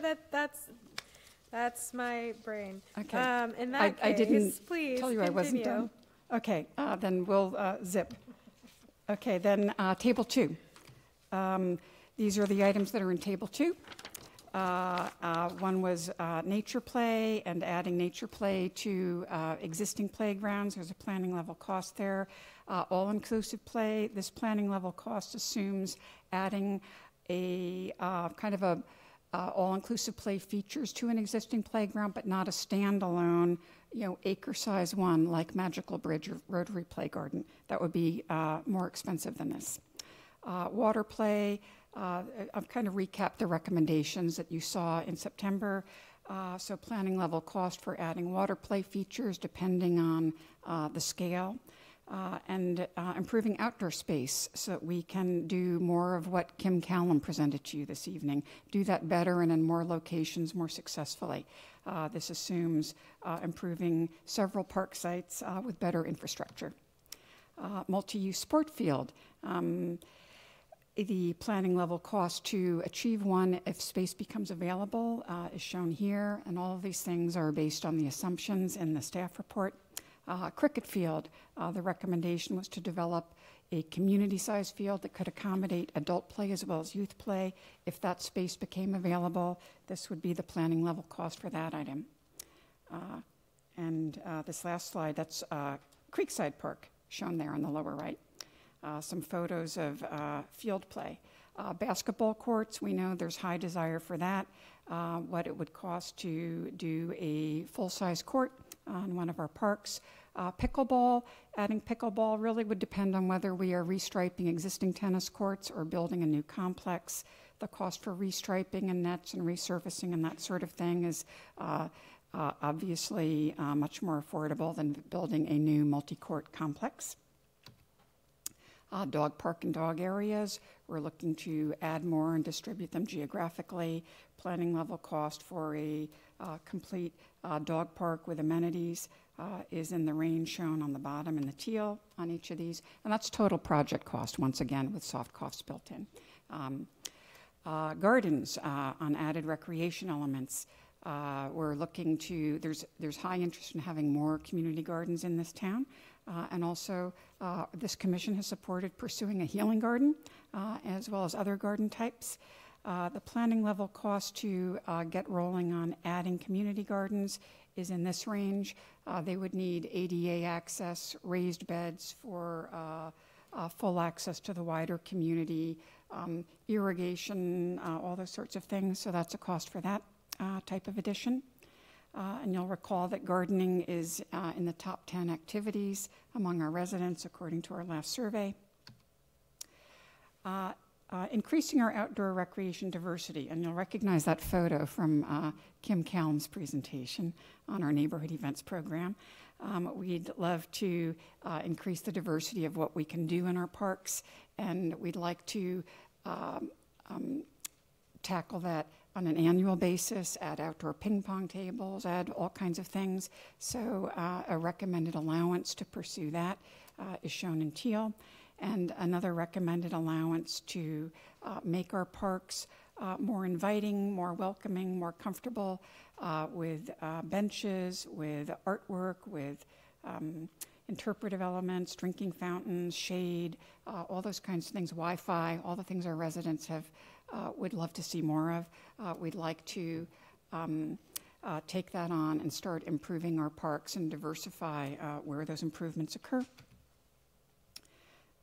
And these goals reflect our community's feedback on wanting to vary our recreational opportunities and have more welcoming places and services. And lastly, natural vegetation enhancement. Nature is a top desire, access to nature and healthy natural areas. That's another thing that an annual allowance would allow us to do: turf reduction, add native and pollinator plantings, make things more wildlife friendly, more sustainable. And that aligns with our top goal, which is access to nature. There was one more thing on that table too, which was Memorial Park and proceeding with our master plan and proceeding with a first batch of improvements. Our consultant looked at what it would probably take to renovate the amphitheater area, repurpose the ponds, add a new, more interactive water feature, improve the infrastructure and expand the pathway system, and add shade and re-landscape it. And this planning level cost is in that range in the teal. And then clarifying questions, and then the last thing will be funding options. Excellent. Clarifying questions on this section. I don't know if it's a question or a comment. On the dog parks and dog areas, I was wondering if you wanted to consider in there like pop-up dog parks, which those would be lower cost because you don't need all of the amenities. I mean, what you'd need is fencing that goes around, and it does diversify it out among various parks. So that could be a more shorter-term solutions that provides that you can get it done sooner, but you could keep it going long-term. I'm not saying that you just do it short-term, but anyway, I just thought maybe that should be in there. Great suggestion, and that could maybe go with trial sites after a neighborhood input process. Okay, great suggestion. Thank you. So I have a question around the, where did it go? Question around the outdoor recreation and diversity element. I was just curious if, this is a very specific question, if we needed any kind of infrastructure to support the community programs we have now started. Is there any storage infrastructure at these different parks? Is there anything like that that is needed? And if so, has that been considered? Because I know the program is so new, I'm not sure if those elements have necessarily made it in. Yes, there, in particular, access to electricity would be very helpful and reduce our need for generators and cords all over the place, and access to places where we can set up a stage or a screen. There are definitely things at our park sites that we have identified and that we would like to come back to you, and when we tackle our strategic plan with priorities for which sites to do what at first. Okay, great. Absolutely. Thank you. So again, clarifying questions, comments for later. Okay. I was just curious, in the cost estimate, say for nature play area, is it per park cost? Yeah, that's another one that can vary very widely, depending on how the nature play is pursued and how formal it is, or if it's really working with loose parts and things to climb on. So that allowance was for a more, I won't say a more formal approach, but a designated play area, not just delivering, 2 logs and 2 tree stumps and saying, okay, climb around and enjoy. It's more than that. So, just approximately, like, this would be considered for one park, though? Yes, And yes. not multiple parks?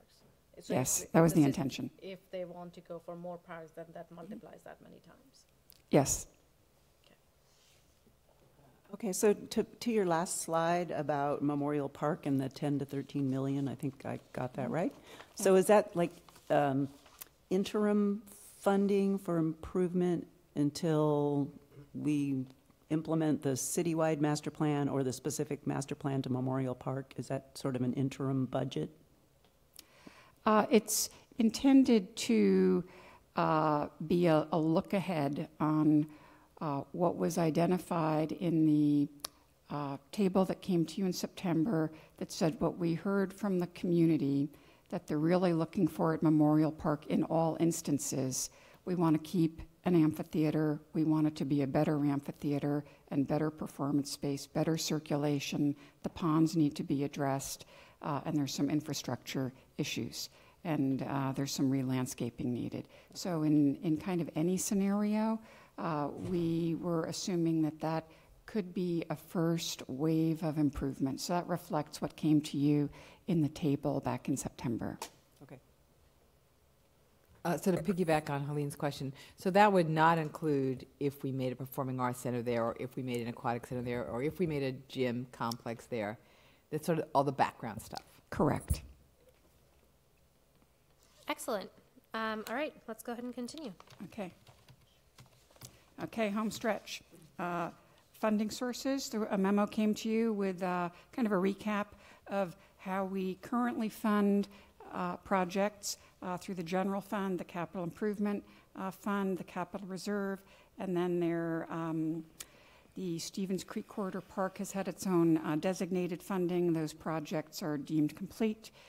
We do get park dedication and in lieu fees. That was outlined in the memorandum, and a similar fee called a park maintenance fee. These are all described in City Municipal Code, how they work. Planning and Public Works takes care of that process. And looking at potential new funding, did I skip one? Yeah, good. This graphic is from our city budget document. There's a lot of great information in there. It's just chock full of good stuff and some fun graphics. So it's a better read than you might think for anyone who hasn't looked at our city budget document, which is award-winning. New funding sources could include expanding those park impact fees if nexus exists, and there's a procedure that planning can inform us about for how that would need to work if we wanted to apply those fees to development that is beyond residential, that's commercial or industrial. Cities frequently choose to pursue large-scale major projects by issuing bonds, general obligation bond, and that's something that needs to go to the voters and receive voter approval. Grants are always a great thing to be aware of, and you will recall that we funded a great deal of the Don Burnett Bridge and Stevens Creek Corridor Phase 1 and Phase 2 improvements through a variety of grant programs. Assessment districts can be used to fund parks and the maintenance and operating costs, as can community facilities districts, which are known as Mello-Roos to people who speak fluent planning. And they can cover a wide range of things, not just parks, but they can also fund services, police, fire, all kinds of things. There's another thing that requires voter approval, and how they're funded is a little different from other districts. Parcel taxes are possible. Community benefits agreements can contribute funding. And of course, partnerships with private entities, with other public agencies or nonprofits are a tried and true method that can work very well. Land acquisition mechanisms. Most common is to buy land. Easements can be secured. Donations are another thing that can provide land. and some communities have benefited from a donation that's kind of a partial donation, a less than full value donation, and the shortfall is a kind of a tax benefit for the donor. Life estates you've probably heard about, and land swaps can work particularly among agencies. Long-term leases, sometimes you can rent a property for $1 a year for 99 years, that kind of thing. Long-term leases work for some communities. And another couple of opportunities, dedication of property, property acquired through conditions of approval, land trusts. The lower right is Peninsula Open Space Trust logo. You all may be familiar with them. Trust for Public Land, that's an out-of-date logo. They have a new, snappier logo. But they can be a mechanism for having private land be donated for a public purpose, and they are really outstanding at that process. Community benefits agreements are another mechanism. And then talking about how we pay for operating what we do. The general fund is the primary funder for our department. And there are 3 enterprise funds that are associated with what REC does, the Golf Course Enterprise Fund, the Sports Center Fund, and then there's a Recreation Programs Enterprise Fund that are described in our budget document. Looking at how to fund operations in the future, things that we could expand or add. There could be increased general fund support. Cupertino does have a utility user tax in place on electrical and gas service and on telecommunications. Our local tax is about half of what most municipalities in the state of California charge on average. And currently the fees go into the general fund. They are not used for parks and recreation, but could be. Our city does charge a hotel tax, like most cities that enjoy having hotels, and ours was changed to 12% in 2011. And again, our they call it transient occupancy tax, TOT. It's in this community, it doesn't go towards Parks and Rec. It goes towards other city expenses. We could look to increase revenues to those enterprise funds through different fee structure or adding more services that would generate revenue.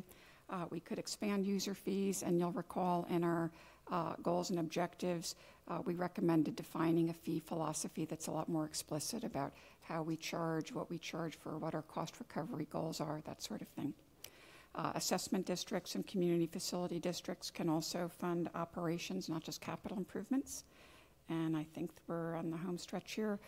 Parcel taxes are used in some communities, and a parcel tax does not have to sunset, but it can be set up with a sunset date built into it. Also, cities can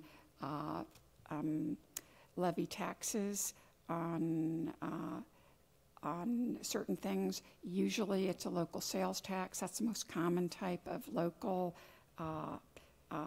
tax levy, and that's another one that would require a 2/3 voter approval to initiate. Partnerships and sponsorships are possible, and our council just approved a new sponsorship policy on October 16th that we're happy to work with now. And concessions are another opportunity to generate revenue. And I will invite clarifying questions. And now we are at the end of the presentation. So thank you for bearing with me this late in the evening. No, this is all right. Do we have any clarifying questions on the third portion of this presentation? No? All right. Oh. So if in fact we decided to go big and needed $100 million to build big aquatics there, whatever, who puts that out? City council would have to vote to put a tax, if we wanted to tax ourselves for this? How does that work? Like they would agree that we would need a bond or a tax, and then they would put one on the ballot? Yes. Okay. Great. Any other? Okay, wonderful. We have one blue card on this. So thank you very much for waiting. Come on up. Venkateshwar Bhatula, but please say your name right up at the front. You have 3 minutes to speak. Okay, my name is Venkateshwar Batula. We live in Cupertino. My son and daughter playing cricket for last 5 years. Thank you for all the facilities that Cupertino provides. One of the wonderful library ground that we have. They have been playing in that Cupertino cricket field. However, I just want to address that it's too small for a cricket ground. I think that's been addressed in the master plan. I just want to bring that again. We do see that kids from Cupertino are representing national level cricket at U19 level. Already 3 of the U19 team that USA represented are from Cupertino. So there is a great potential here from the youth, and they are getting better and better, mainly to parents' dedication, passion for the game and sport. So I just request to have a better facilities in order to help my daughters and sons to play better at the national level and hopefully achieve their dreams to represent the country. Wonderful. Thank you so much. Thank you. Thank you. All right, do we have any other blue cards? All right, wonderful. And thank you so much for your patience in waiting till we got to this point. I know it's been a little bit of time. All right, so now we can jump into the discussion around this, and we're providing feedback right now. Our feedback will be reviewed and incorporated where appropriate, so that this can go to the City Council, correct? Mm-hmm. Excellent. So just starting off, I'm going to echo what Carol said in terms of operating costs. I know that's something that's very ambiguous right now, so it's hard, but any kind of parameter would be good. When we were talking about renovations of the golf course, the only thing that really swayed me was the fact that we were not operating in the red. That was literally the singular reason that I was okay with it. And so that can be a pretty big decision-making factor in creating a lot of these. I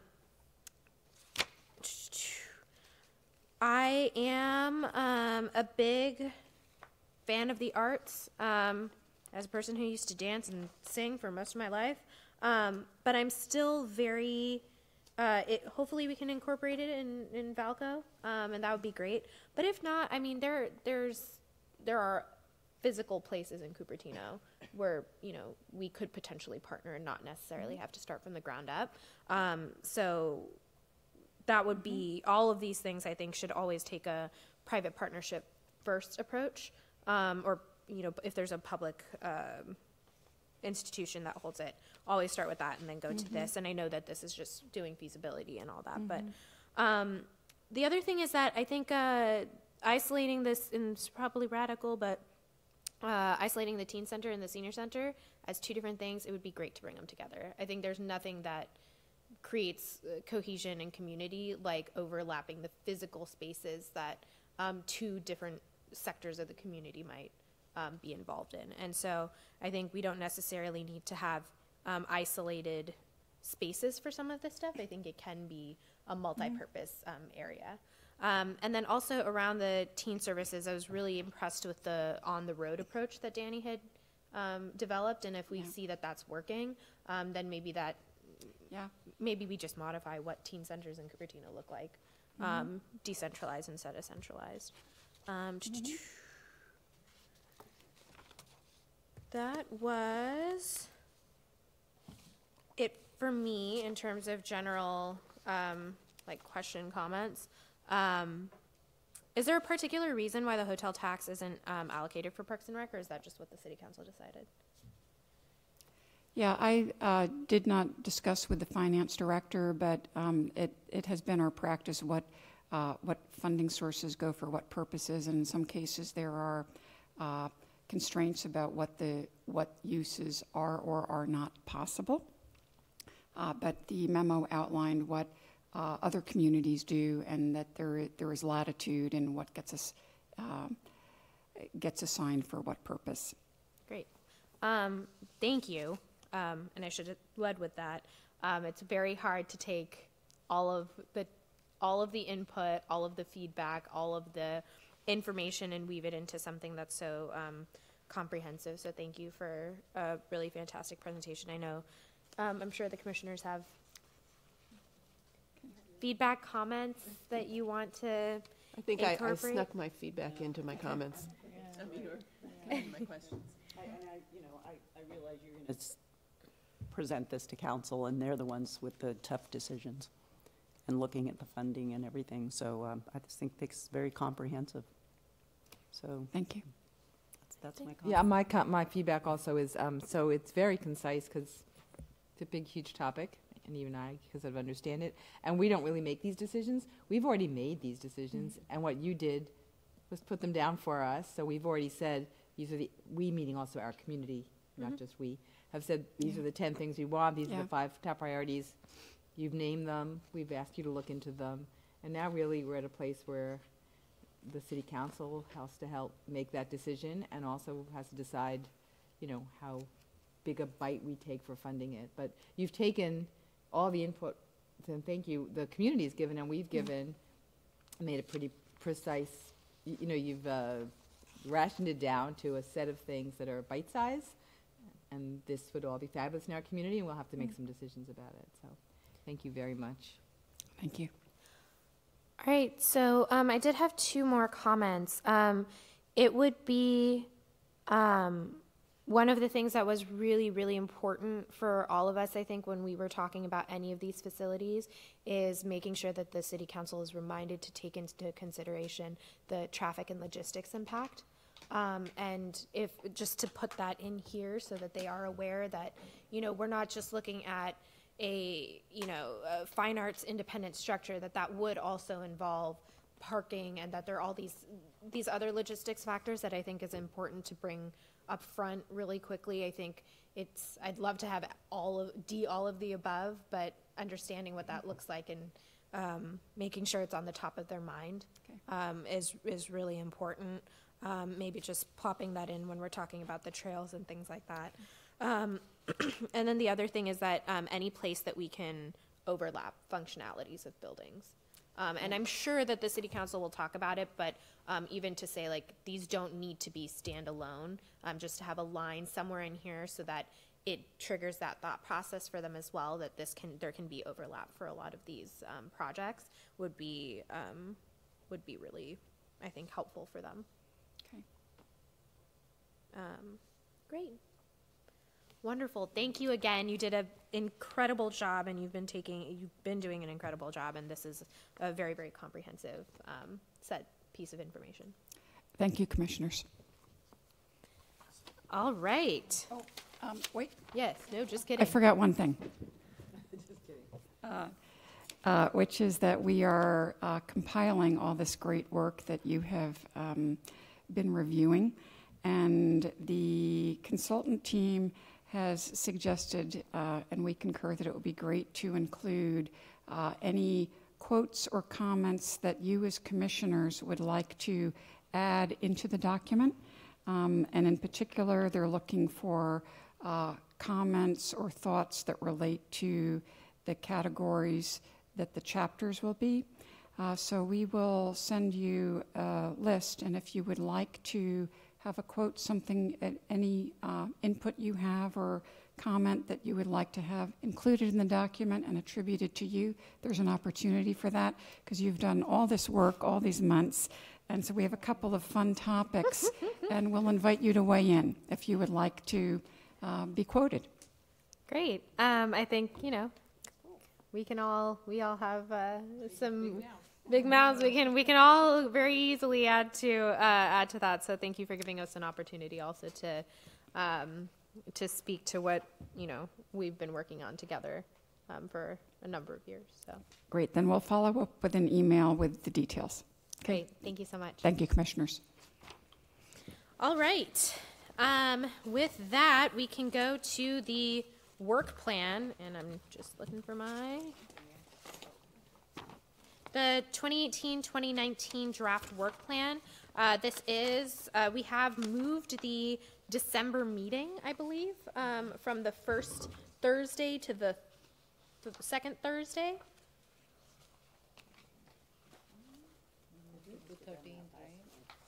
The second Thursday, I believe that's when I'm back.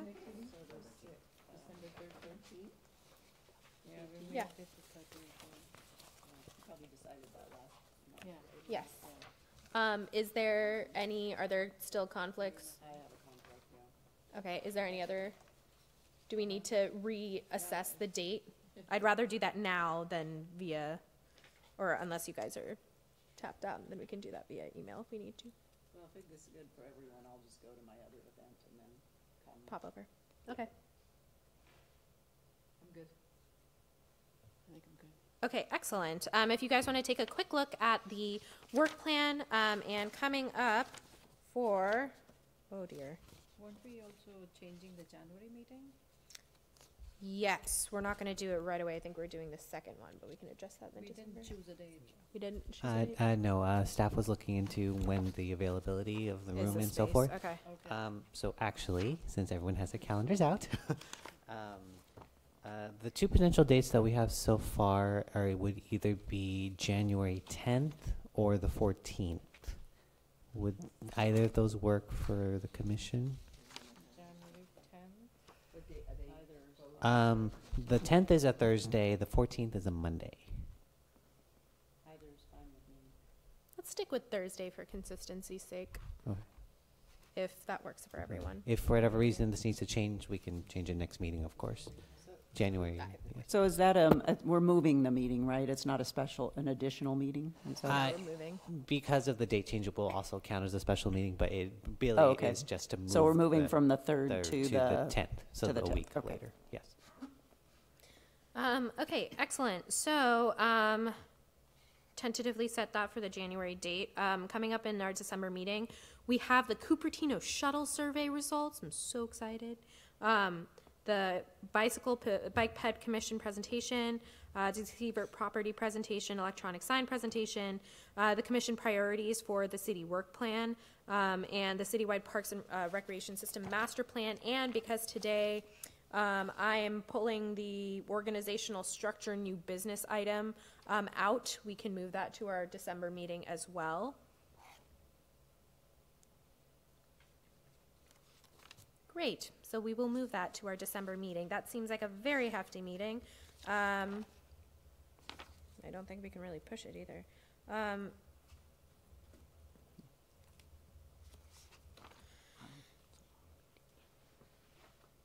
Jeff, do you think that that's a too robust of a Yeah. meeting? Do we need to move an item? The only thing that looks like we can really move is the shuttle survey presentation, much to my I would say the Sievert property discussion Okay. and the priorities for the city work plan. We're probably going to want a little more time for the work plan item for discussion and such. Okay, But then those two could still, they would be fine in January, the next month. Okay, can we move, I think if we can move one, whichever one is the. more I would say the citywide work plan would Okay. be a better, we're fine in January with that item. Great, let's go ahead and pop that down a month. And then just looking into items to be scheduled, we're canceling the San Francisco rooftop park because it's caving in. And we still have a splash pad field trip and an amphitheater visit. And a seance to get rid of that ghost. The community gardens construction update, state of the trails presentation, and then we have a number of others here. Do we have any updates on any of the ones that are in the items to be scheduled section? I'm trying to see here. Wasn't community State of the gardens, trails. Didn't we do that? no, the construction update. That's the construction update. Did the field trip. I thought community gardens was assigned somewhere. I don't see it. That's fine. Jeff, if we don't have anything from the items to be scheduled that's ready to go, then we can No. move on. Yeah. All right, excellent. I pulled the next agenda item. Huh? Okay, I pulled the next agenda item, so we're moving on to director's report. Jeff, take it away. Okay, I'll try to be as brief as I can. I've got quite a bit to talk to you about tonight. The first thing is with the Council's approval to move forward on the Valco project, as I'm sure everybody's aware. There are a couple of things in there.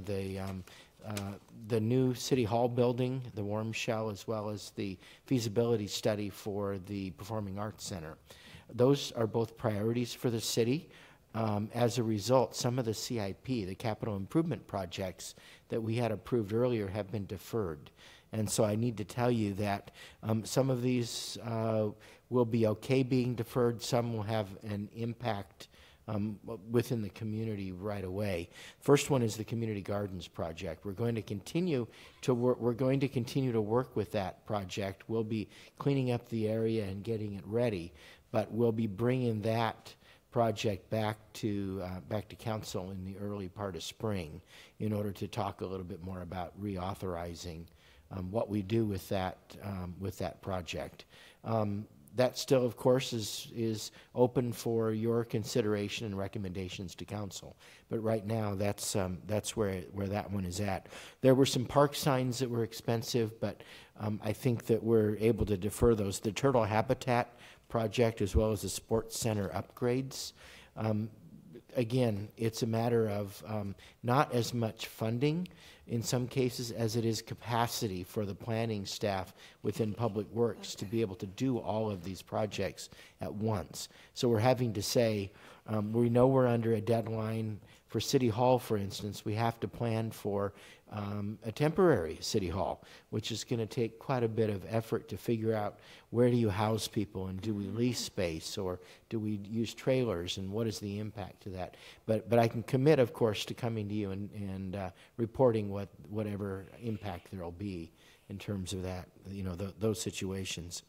So those are the CIP projects. The good news is, one of the CIP projects, when you go out to, you're in front of the sports center and you see that construction fencing on the corner of Stelling and Stevens Creek, that's going to be a state-of-the-art electronic signboard that we'll come and talk to you more about. But staff on a web-based platform will be able to put signs up in colorful things that say, come to the sports center and such. Right now, they step back into the 70s with the pin-up letters. And, it's also, the area is going to have a facelift with the landscaping and the horticulture. So it's going to be a real improvement on that corner there. The next issue to talk to you about is, you may have caught wind, but when we went up with our ActiveNet program, there are some requirements we have to secure both data and, of course, city funds. And so some changes needed to take place in some of these areas as a result of the ActiveNet and, trying to develop best practices and implement those. The volunteers that have formerly acted as cashiers at the senior center are no longer being asked to cashier for us. It's a very valuable group. We, just think the world of the volunteer workforce. They do, in many ways, define the senior center.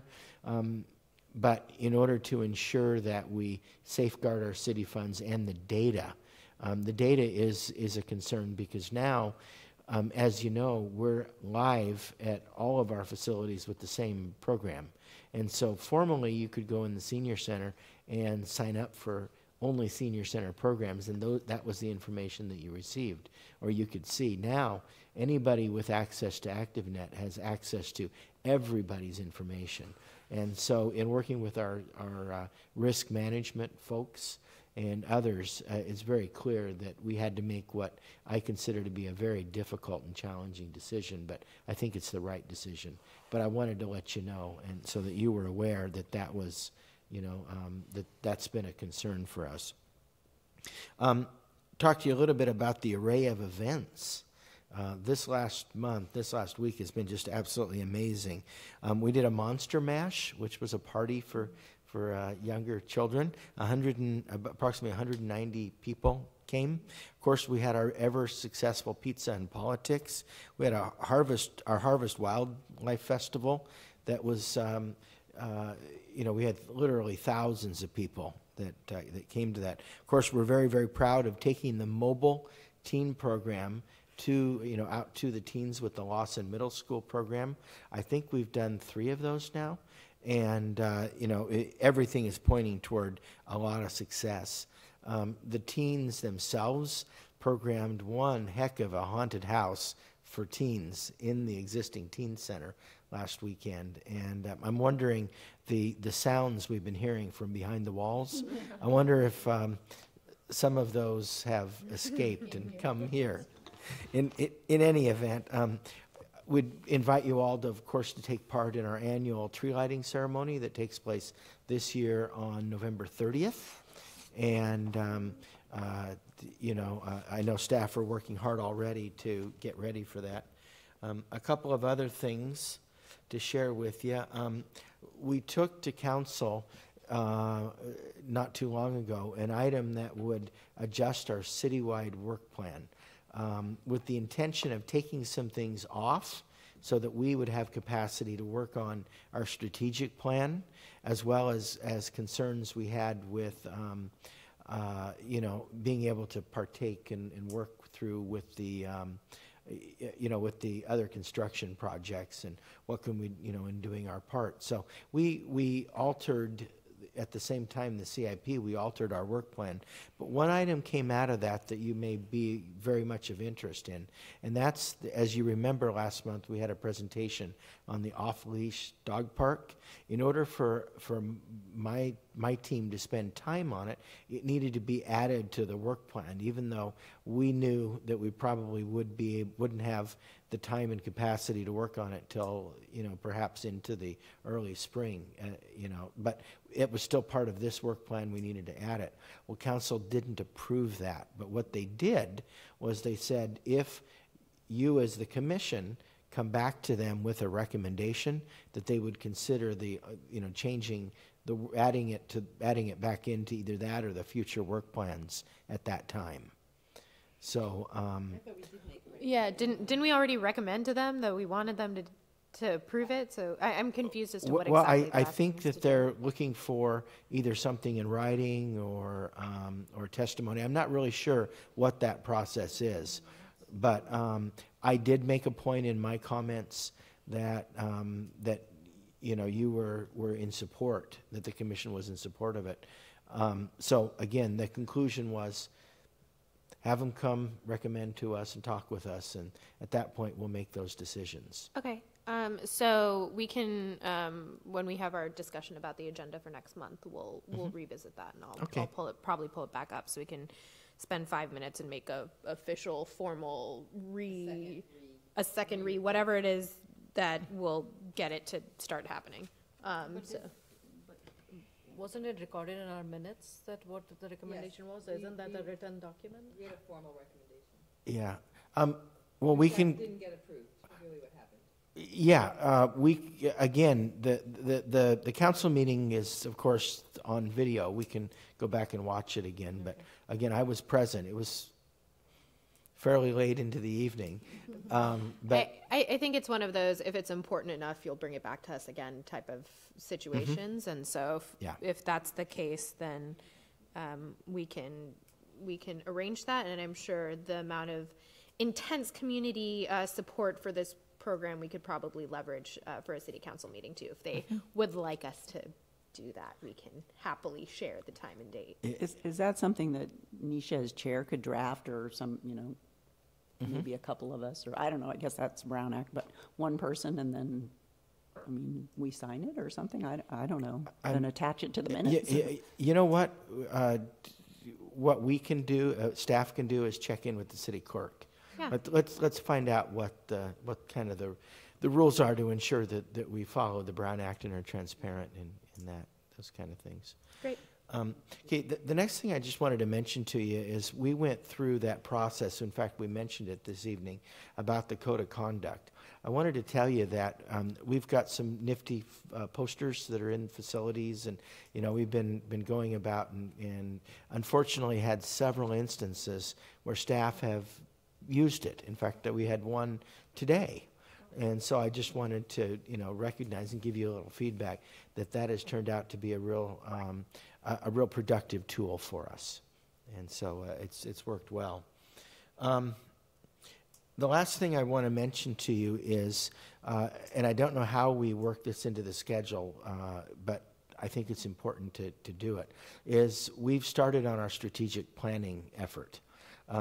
Remember, the strategic plan is taking things that we conclude in the master plan, prioritizing short-term things, because it's about 3 to 5 years.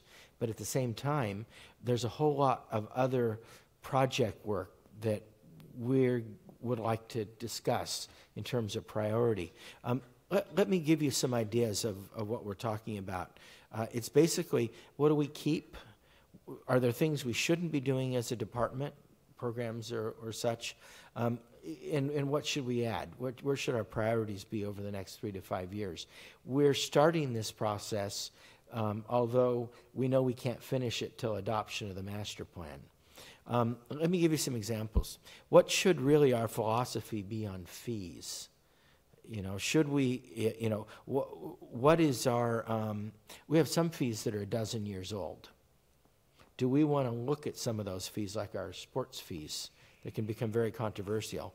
How much should we be subsidizing different groups of activities? Should swimming lessons, for instance, be subsidized at a higher rate than private music lessons, say?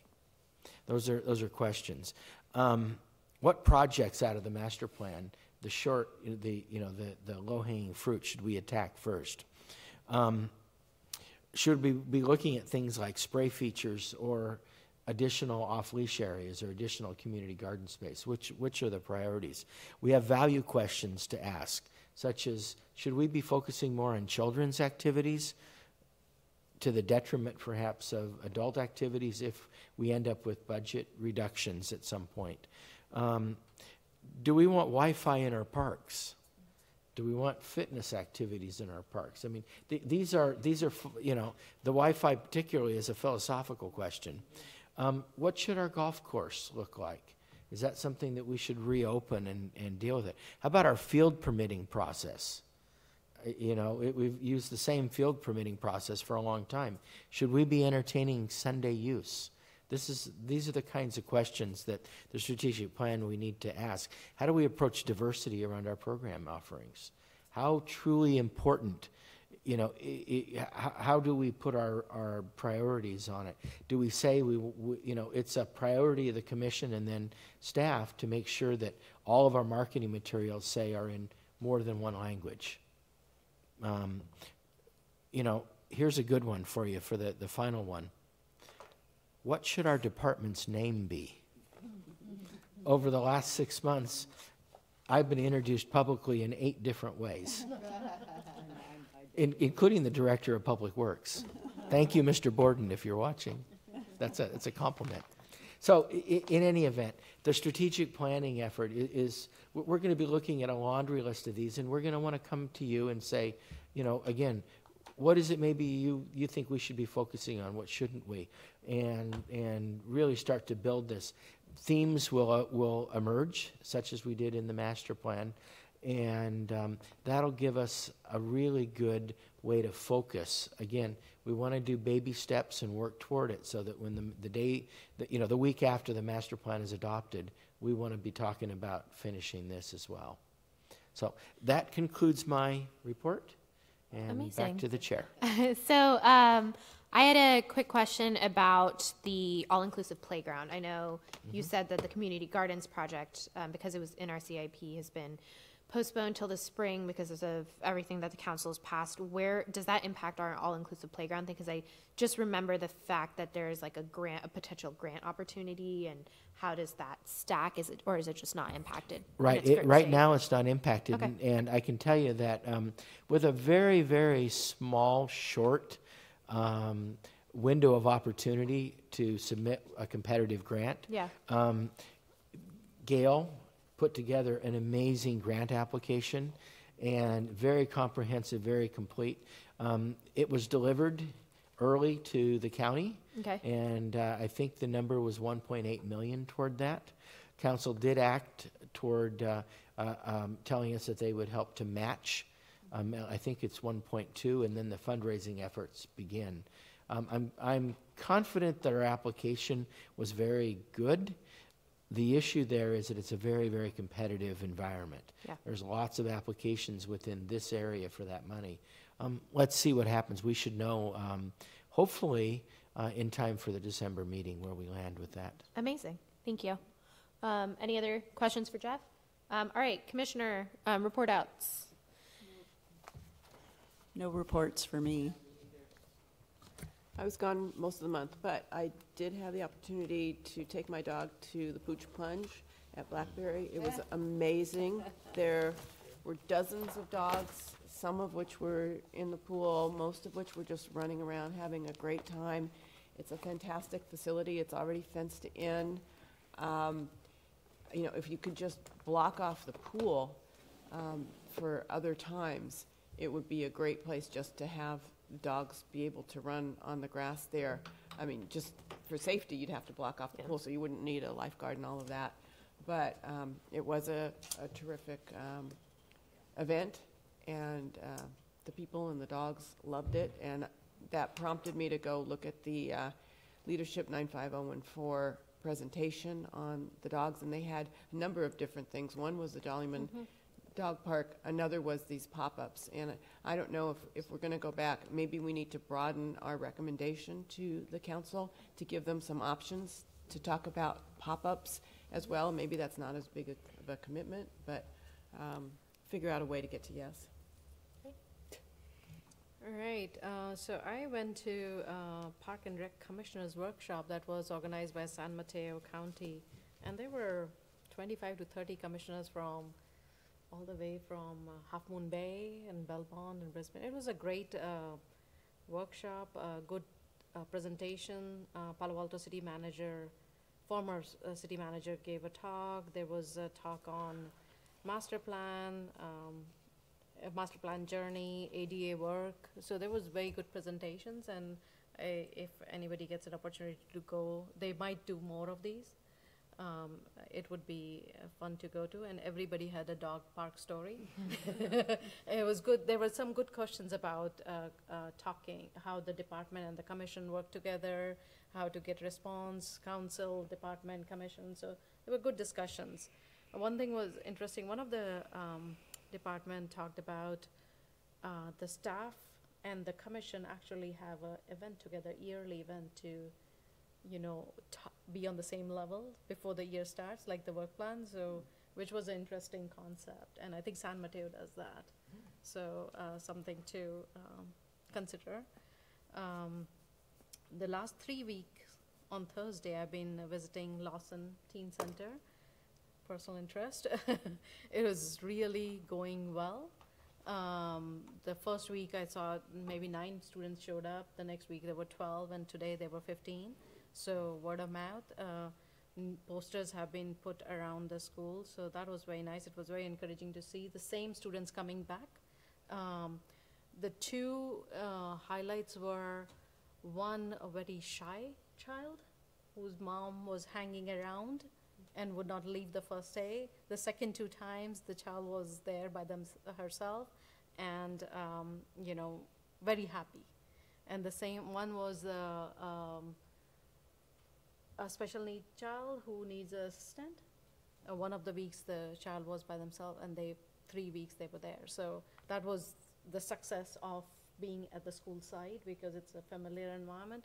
So I hope this will continue. I think the school is giving a permanent room going forward. For storage and stuff. The staff was very helpful. So I really like the program. If anybody get a chance, go check it out on next Thursday. And hope this continues. So that was good. Wonderful. Thank you so much. All right. With that, we are going to go ahead and adjourn at 9:52 and see everyone on December 13th for our next meeting.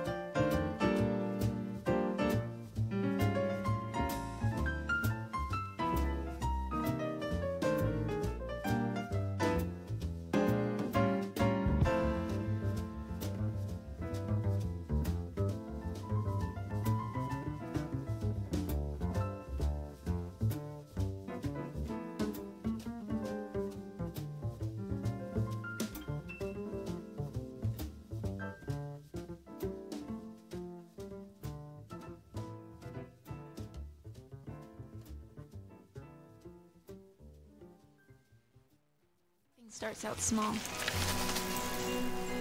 The things that hurt us, they all start from somewhere.